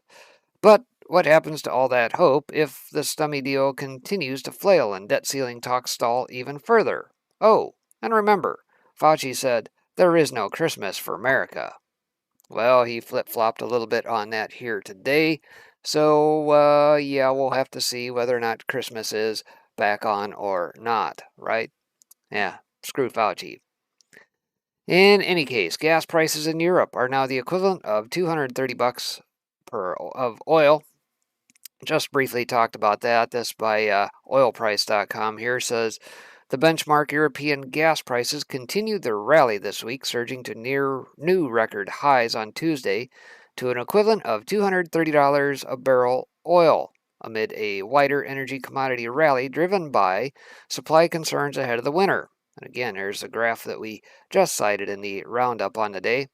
Says the gas price at the Dutch TTF hub, the benchmark gas price for Europe, soared on Tuesday to above €100 per megawatt hour for the first time ever. As gas and coal prices rally in Europe and Asia, and as nuclear power generation in France fell due to a strike. The energy crisis continues to worsen, and there is no immediate relief in sight, analysts say. Well, I could think of one, but I'll reserve the comments until the very end here. Everything looks set for another week of price climbs as a fiercely nervous sentiment on the market continues due to fears of reduced supply during the winter. The most traded contracts on the important Dutch TTF hub once again climbed to all-time highs and could easily continue the uptrend today, Energy Denmark said in a note on Tuesday. According to Ole Hansen, head of commodity strategy at Saxo Bank, the Dutch TTF gas benchmark traded in the morning in Europe up 12% on the day at 106.3 euros per megawatt hour, equivalent to $36 per MMBTU or $205 per barrel of crude oil. The market is concerned about energy supply this winter and shrugged off Monday's news from Nord Stream 2 AG, the operator of the controversial Russia-led gas pipeline, which started filling the first string of the pipeline with gas to get ready for the moment that German authorities granted an operational license.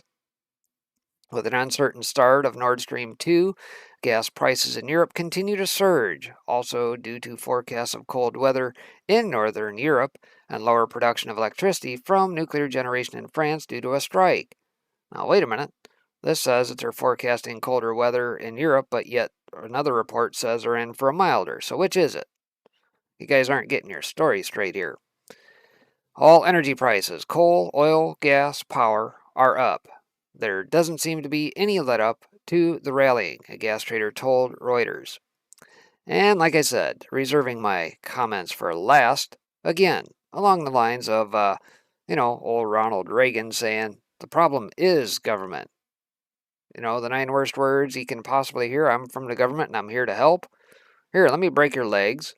Let me offer you the crutches, and then demand that you thank me for providing you the crutches so that you can continue to walk. Right? Get the government out of the way. Get all this mask mandate and crap out of the way because we know it's a fraud. Put people back to work. Let's get a little supply and demand correction going here. Drive the prices down. But no. They're not going to do that. They're going to continue to stifle folks and put all these mandates in place. And by the way, I'm going to have a little bit more to say about France here momentarily, about the shenanigans they want to try and pull over there. But to me, the problem is obvious, like the nose on your face. Retail's pandemic bankruptcy bloodbath is over, but these 20 companies are still at risk.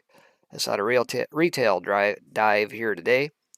Says last year, with its store closures and traffic declines, was a financial disaster for scores of companies, large and small. It was, however, an excellent year for bankruptcy lawyers and restructuring consultants, who have had considerably less work this year in the retail world. So far, 2021 has brought a dramatic decline in Chapter 11s, defaults, and distress, thanks in large part to government stimulus, cheap money, and the comeback of shopping. No one knows if or how long the full lull in bankruptcies will last. Retail is not without its struggles right now. Logjams all across the supply chain are causing costs to skyrocket and inventory to fall. The industry is still competitive and as fast-changing as it ever was. Since 2017, Retail Dive has published watch lists of companies in the industry most at risk of bankruptcy. This year, given the broad-based boom and large-scale balance sheet restructuring in the industry, things look quite different. For one thing, regulars on the watch list such as J.Crew, Neiman Marcus, JCPenney, Ascena, and GNC filed for bankruptcy in 2020. That allowed them to restructure their debt loads and businesses, making them healthier. In many cases, it also reduced public financial reporting after the companies reorganized under private owners, making them less visible to firms that measure default and bankruptcy risk. Since 2018, Retail Dive has published its watch list using Frisk scores from Credit Risk Monitor, which specifically measures the probability of a company with publicly traded stocks or bonds filing for bankruptcy within 12 months. The scores factor in various financial metrics, trading volatility, and analytics from the firm's own platform, that is often used by company credit managers.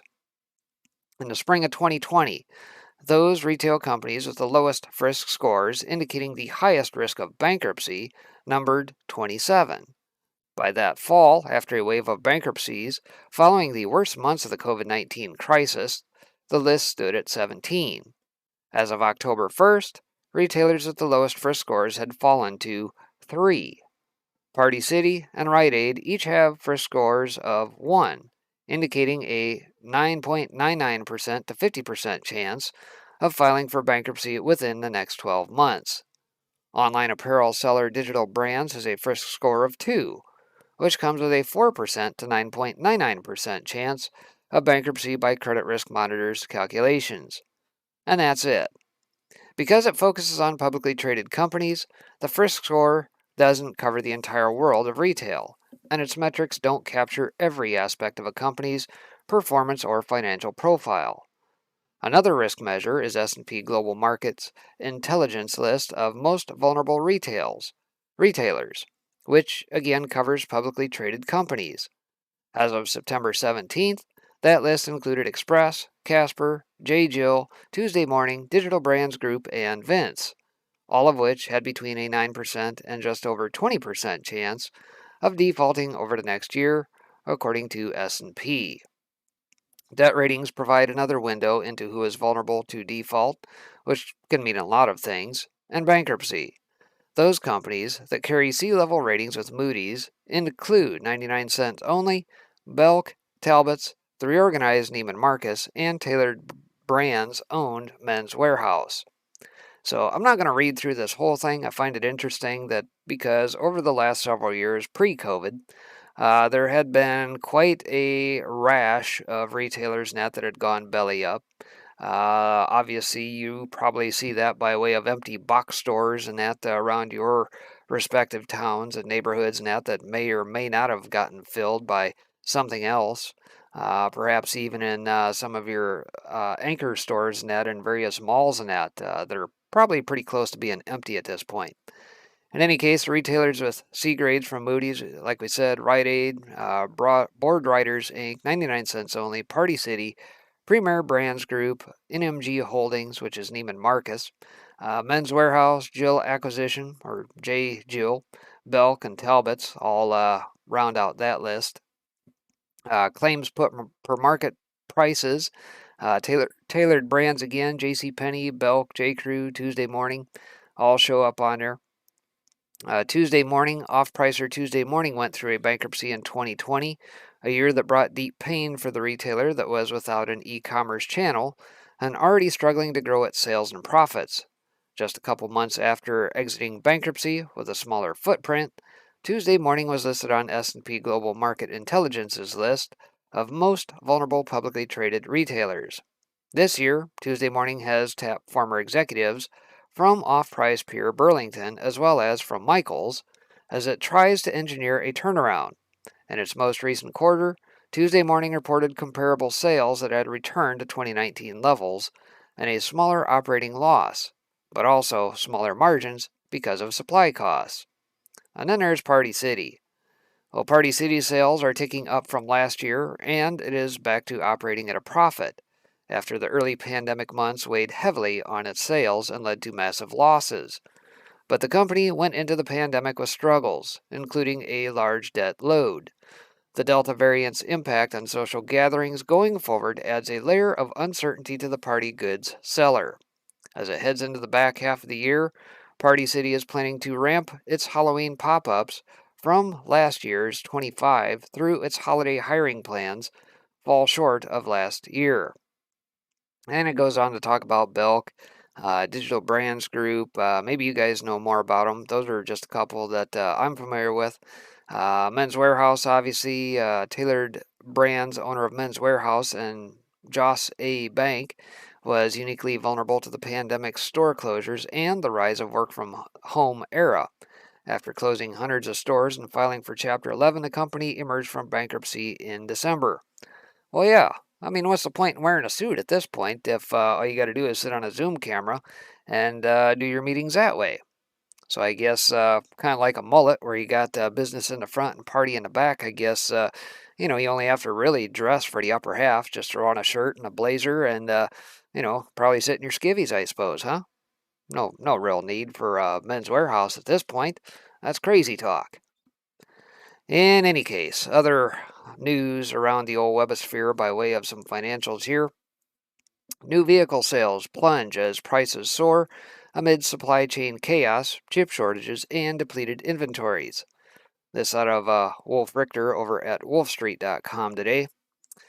Total new vehicle sales in September dropped to 1.01 million vehicles, down 37% from 1.6 million vehicles in March, when there were still enough new vehicles to sell.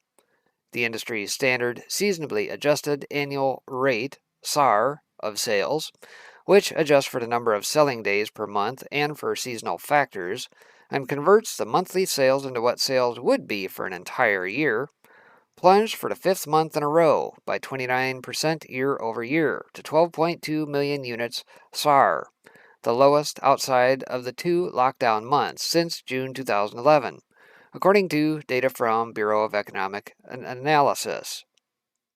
And here they're tracking all the way back to, 2011 time frame here.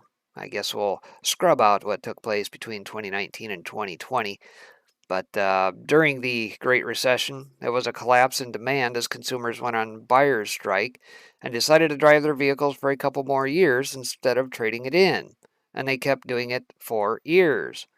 2 of the big 3 U.S. automakers filed for bankruptcy protection, along with many component makers. This time, the situation is so screwed up that it is hard to figure out what demand actually is.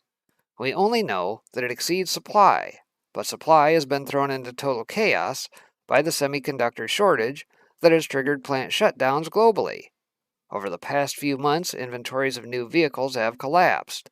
People were ordering and waiting patiently until the vehicle gets in. Others grabbed what was still available when it came in, and prices have spiked as automakers have cut back on incentives, and dealers are selling over sticker. And automakers are prioritizing higher-end models, which is where the money is. And I'll think back to last week when we were talking about GM sales. Virtually, they're selling no cars. What was the figure? Like 269 Malibus or something like that for a whole quarter? Whereas the rest is all trucks and SUVs, GM, Cadillac, Chevy. So, yeah, you can probably see where this is headed. So there are indications that many potential buyers have had enough of this circus and stopped looking. They went on a buyer strike, but their numbers remain uncertain, and for now, demand still exceeds supply. Ford is suddenly number 1 for September as sales plunged. That's how bad it is. Ford reported today that total sales in the U.S. in September plunged by 18% year over year to 156,614 units. Of them, 83,554 were pickup trucks and 70,260 were SUVs. It only sold 2,800 cars in September, having handed car production to Asian and European automakers, with the Mustangs and a handful of GTs being the only cars it still builds. It killed the rest of the car models. But, despite the 18% plunge in vehicle sales in September, Ford beat Toyota with 152,916 vehicles, and claims it beat GM in monthly sales as well. GM only released quarterly sales for September, and thereby Ford claims to have been the number 1 seller of vehicles in the U.S. for the month. Ford credits some recovery from its production problems, as retail sales in September were up 34% from the collapsed levels in August. So I'm not going to get into the rest of that, but nonetheless, thinking back here just over, maybe a couple, 2-3 months ago, Ford was literally parking trucks, sans chips, because they were still waiting for them, around Kentucky Motor Speedway. Thousands and thousands and thousands of trucks that couldn't be shipped to dealers all across the country because they were still waiting on chips. So what exactly are they selling here? Did they figure out a workaround to that, or is there more to the story? I don't know. I'm sure we'll see it play out. And last but not least, in regards to some financials, says, will the holiday season be ruined by the global supply chain crisis? Michael Snyder has this to say. Says, is this going to be the worst holiday season in modern American history? Some mainstream news outlets are insisting that the upcoming holidays are going to be ruined because of the widespread shortages that are being caused by the global supply chain crisis. Of course, we should have never allowed any of our holidays to be defined by material goods in the first place. I think that the fact that a holiday season can be ruined by a lack of goods on the shelves says an enormous amount about where we are as a society. And if we can't handle some limited shortages during the waning months of 2021, how in the world are we going to handle the severe economic pain that is coming in the future? That's a good question. No holiday should ever be defined by material possessions, but the vast majority of the population sees things very differently than I do, and so the coming months are going to be a very difficult time for a lot of people. The following comes from a CNN article entitled, How America Ruined Christmas. Mind you, this is clown news, so take it for what it's worth. The supply chain nightmare that's been plaguing the global economy for over a year is about to snarl the holiday shopping season. Think barren shelves, massive shipping delays, and no small amount of sticker shock. Merry Christmas, everyone. Needless to say, these conditions are likely to cause millions of Americans to throw wild temper tantrums, and many young kids will be getting very upset as well. There simply is not going to be enough stuff to go around, and we are being told that supplies of toys will be particularly tight. There is going to be a major shortage of toy products this year, MGA Entertainment CEO Isaac Larian told CNN Business. The shipping container that cost $3,200 last year is now $22,000, Larian told the network, blaming Maersk and other shipping giants. Jay Foreman, CEO of Basic Fun, told CNN, you're going to find various times during the holiday season where the store shelves are going to have empty holes in them. Now, I know that a lot of you are probably quite horrified by this news, but we can survive just fine without enough toys. Personally, I am far more concerned about the food shortages that we are starting to see around the nation.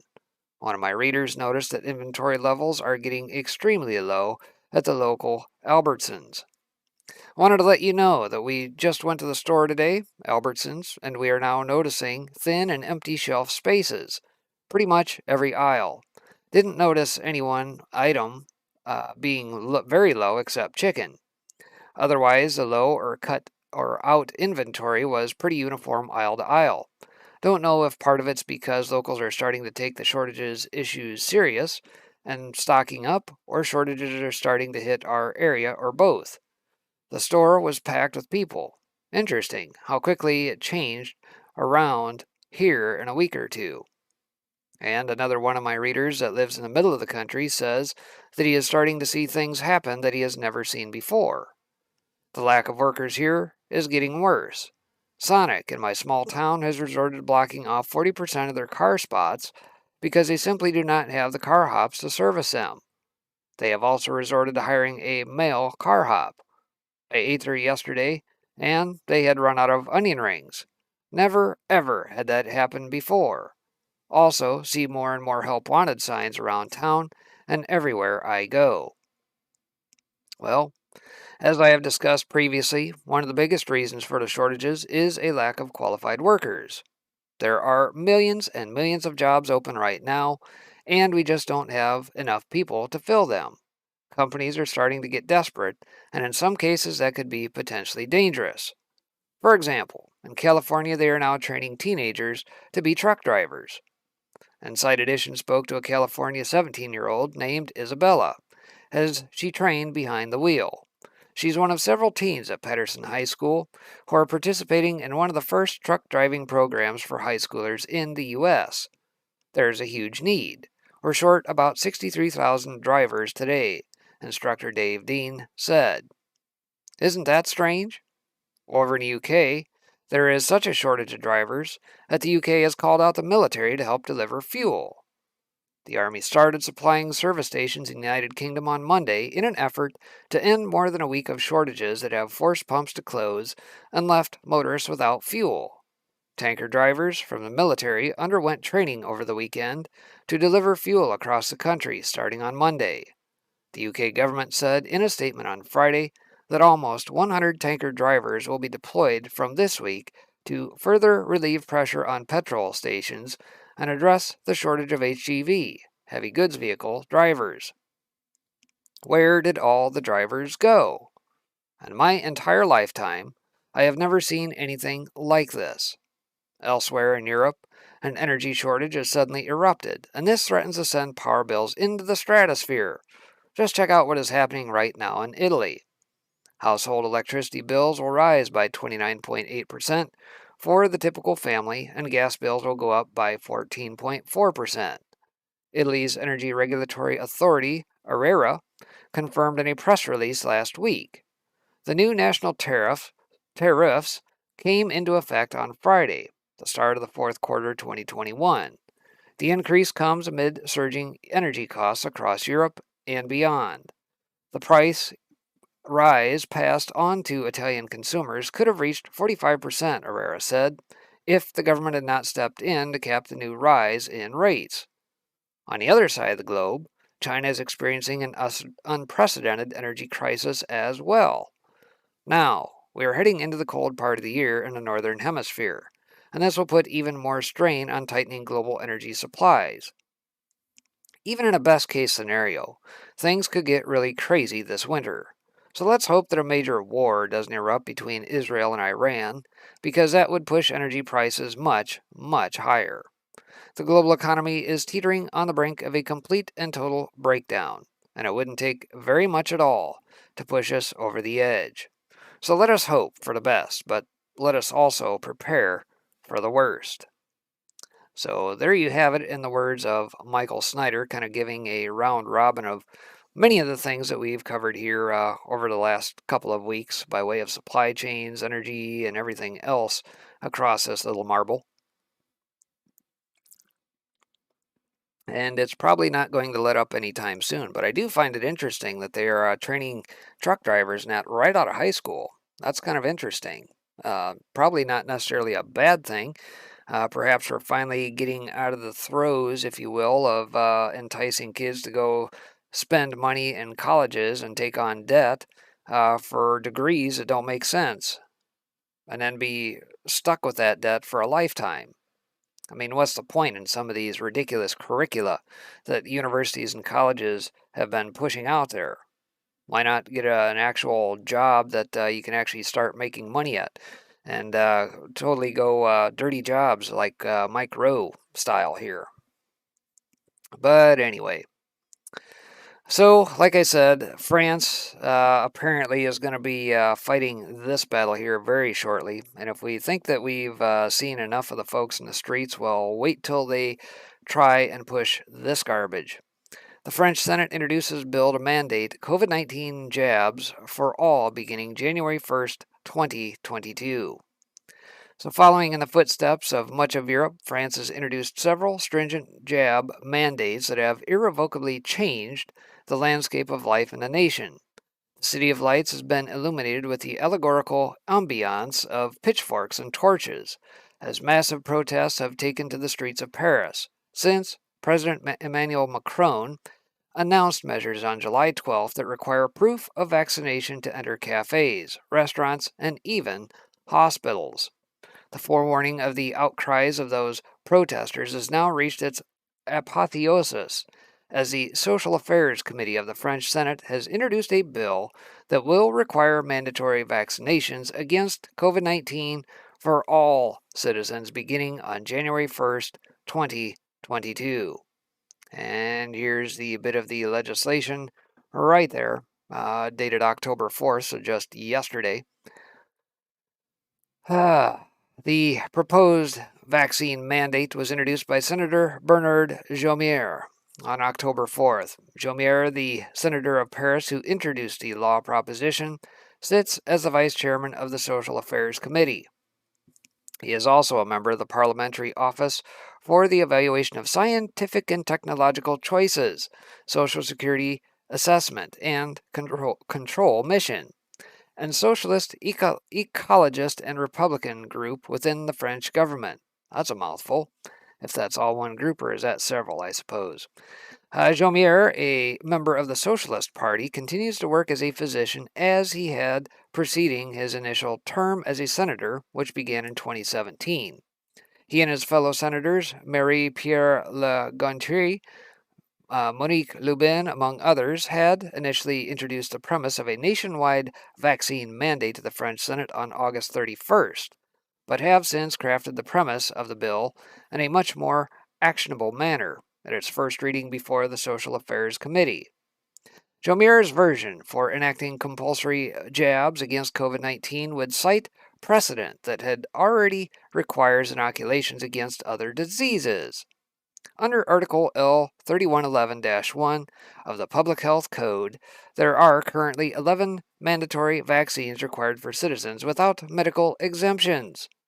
The existing 11 mandatory jabs are for anti-diphtheric, anti-tetanus, anti-poliomyelitis, pertussis, hemophilus, influenza type B, hepatitis virus type B, invasive pneumococcal infections, serogroup C meningococcus, measles, mumps, and rubella.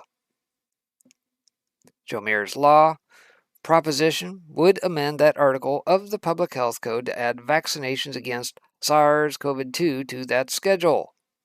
Mandatory vaccinations would take effect beginning January 1st, 2022, and those who do not comply would be subject to a fine of 135 euros under Article 519 of the French Code of Criminal Procedure. The fine can increase to as much as 1,500 euros for repeated offenses in which those mandated to vaccine do not comply. A public session discussion on the proposed amendment to the Public Health Code will take place in the French Senate on October 13th, before being forwarded for consideration of the National Assembly. Effective on September 15th, the French Parliament, the bicameral legislative body which includes a Senate and National Assembly, previously mandated mandatory jabs for all healthcare workers. That mandate affected over 2.5 million people who worked as hospital staff, paramedics, retirement home workers, and private physicians. Though somewhat of an outlier, the requirement applied to firefighters across France as well. Like elsewhere in the world, this mandate was met with resistance that manifest in organized labor strikes and criticism of the impact mass terminations of unjabbed workers would have on the French healthcare sector. Since the imposition, at least 3,000 healthcare workers throughout France have been suspended for refusing to take the jab. As of October 5th, roughly 75% of the French population has received at least one dose of a jab against COVID-19, with a 72.8% of them being entirely vaccinated. Fake news, fake numbers? I would be very, very surprised given the level of resistance that is in the streets that number is actually correct. But I digress. The vaccine mandate proposed by Senator Jomier is the second to be introduced by the Socialist, Ecologist, and Republican group. In July, a similar compulsory vaccine requirement was introduced by the coalition, but was rejected. However, at the time of that previous deliberation, the policy apparatus in France was drastically different. Now that the French government has implemented more stringent requirements that have led to a huge proportion of its population being vaccinated, they may provide them the momentum to become the first country to require vaccination against COVID-19. And I would expect the folks will probably continue to revolt against that. If they're already revolting against passports, I would question whether or not they will stand idly by and try and let their government push this sort of crap on them. And one more for good measure here today. 6 scandals the media won't tell you about the outgoing NIH director Francis Collins. Of course, we saw here in the news today that apparently he's going to be stepping down here. I don't remember if that will be as of the first of the year, I think it was, if I recall correctly. Says, why won't they report the verified facts about this DC career bureaucrat's life? So apparently, Francis Collins, director of the U.S. National Institutes for Health and one of the leading public voices during the COVID-19 pandemic, will step down from his role following a number of investigative reports into Collins and his underlings. Appointed by President Obama in 2009, Collins issued a statement this week saying, I fundamentally believe that no single person should serve in the position too long, and that it's time to bring in a new scientist to lead the NIH into the future. But it is unlikely Collins' belief in a revolving door at the NIH that has prompted the move. Rather, with pressure mounting on key public figures such as his minion Anthony Fauci and arm's-length brother-in-arms Peter Daszak, it is worth looking at what the media won't be saying about Collins this week. So the first of which, National Pulse has reported Francis Collins advises Chinese military proxy link group working alongside COVID-19 gene storage firm. So the National Institutes of Health director, Dr. Francis Collins, serves on the advisory board of a conference sponsored by a Chinese military-linked genomics firm. The DC-based health industry bigwig and boss to Anthony Fauci has even referred to the controversial company's founder as a friend. BGI Genomics has been flagged by U.S. intelligence officials for its robust efforts to collect, store, and exploit biometric information on American citizens through COVID-19 test kits. How many of you knew that? According to the Federal Bureau of Investigation, the firm has deep ties to both the Chinese Communist Party and its military. Number 2, Collins admits funding Wuhan lab. We had no control over what they were doing. Just show us the money and we'll be on our merry way. So Dr. Francis Collins, the director of the National Institute of Health, appears to have directly contradicted his underling, Dr. Anthony Fauci, in a bombshell moment from an interview with Hugh Hewitt. The revelations further implicate those who approved U.S. grants to the lab and the EcoHealth Alliance run by British-born Peter Daszak, who the National Pulse first reported on back in February. Number 3. Evidence. Fauci's bosses signed research deals with Chinese Communist military front. Under the leadership of Dr. Francis Collins, who recently admitted the U.S. had no control over the Wuhan lab, despite funding it, the U.S. National Institute of Health signed a Memorandum of Understanding to boost collaboration with a Chinese Communist Party-run scientific organization funding the People's Liberation Army. The National Natural Science Foundation of China has also funded several studies conducted by the Wuhan Institute of Virology, including research focused on bat coronaviruses, along U.S.-based research groups such as the Anthony Fauci-funded EcoHealth Alliance. Number 4. Investigation. U.S. has funded over 250 studies for Chinese Communist military researchers. So various National Institutes of Health agencies, including Anthony Fauci's National Institute of Allergy and Infectious Diseases, have funded over 250 studies authored by researchers at institutions controlled by China's People's Liberation Army. Following a unique investigation into the origins of scientific research papers, the whopping level of collaboration with the Chinese military will further concerns in the United States that the political class has surrendered to the Chinese Communist Party. Last week, it emerged that the ranking general in the U.S. Armed Forces agreed to tip off China in advance of a U.S.-led attack. Hello, Millie?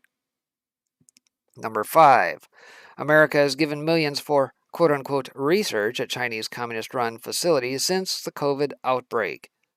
The U.S. NIH has continued to funnel millions of U.S. taxpayer dollars to fund scientific research in conjunction with Communist China since the beginning of the COVID scamdemic, including to military-controlled organizations.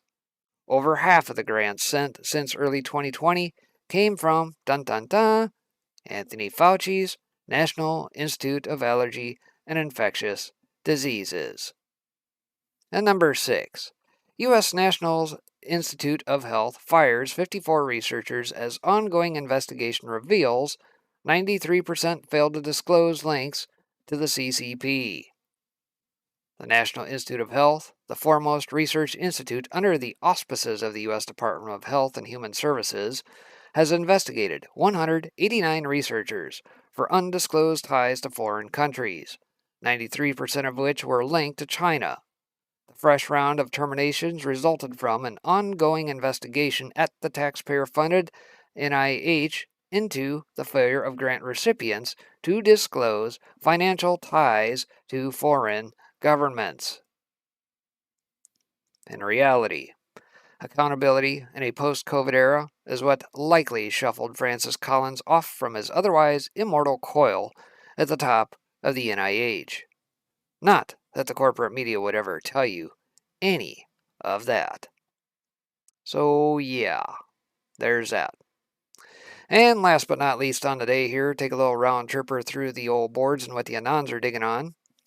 To see if we missed anything here. Well, top Democratic operative Bill Burton advising Facebook whistleblower. Yeah, I think we found out about her connections. Again, if you missed any of that, you can rewind the tape on the day.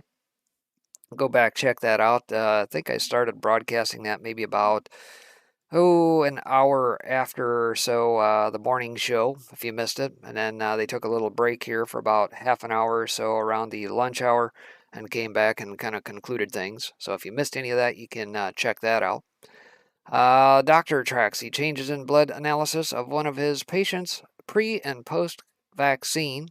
Yeah, I think that was an article I flashed up there today out of Gateway Pundit, if I'm not mistaken. Can check that out.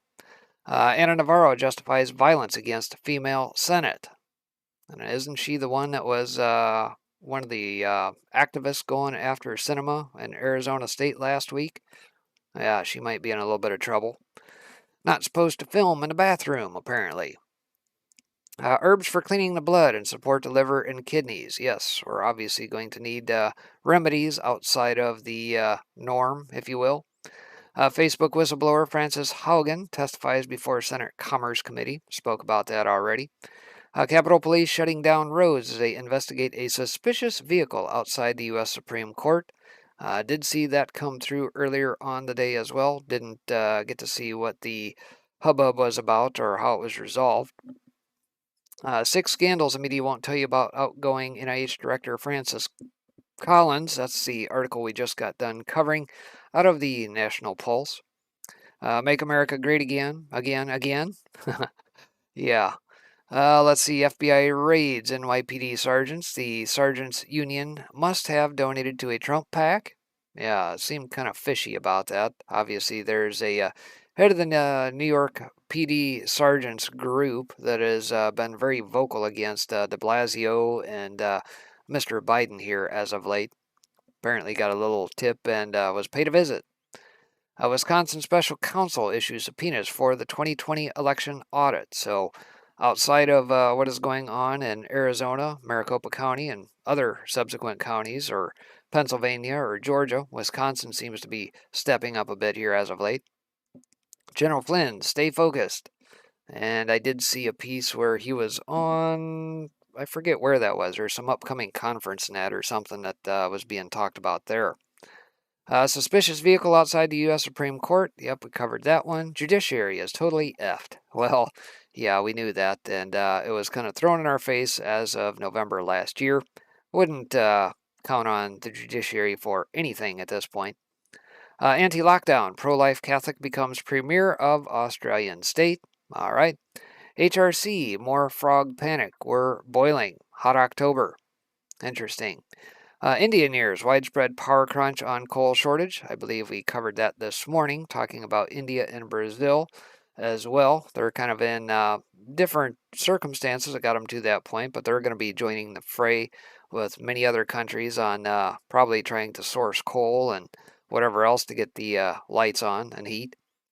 Interview, the deadly falsehood surrounding masks. So God knows we've got plenty of studies net out there about all this masking up and the shenanigans around that.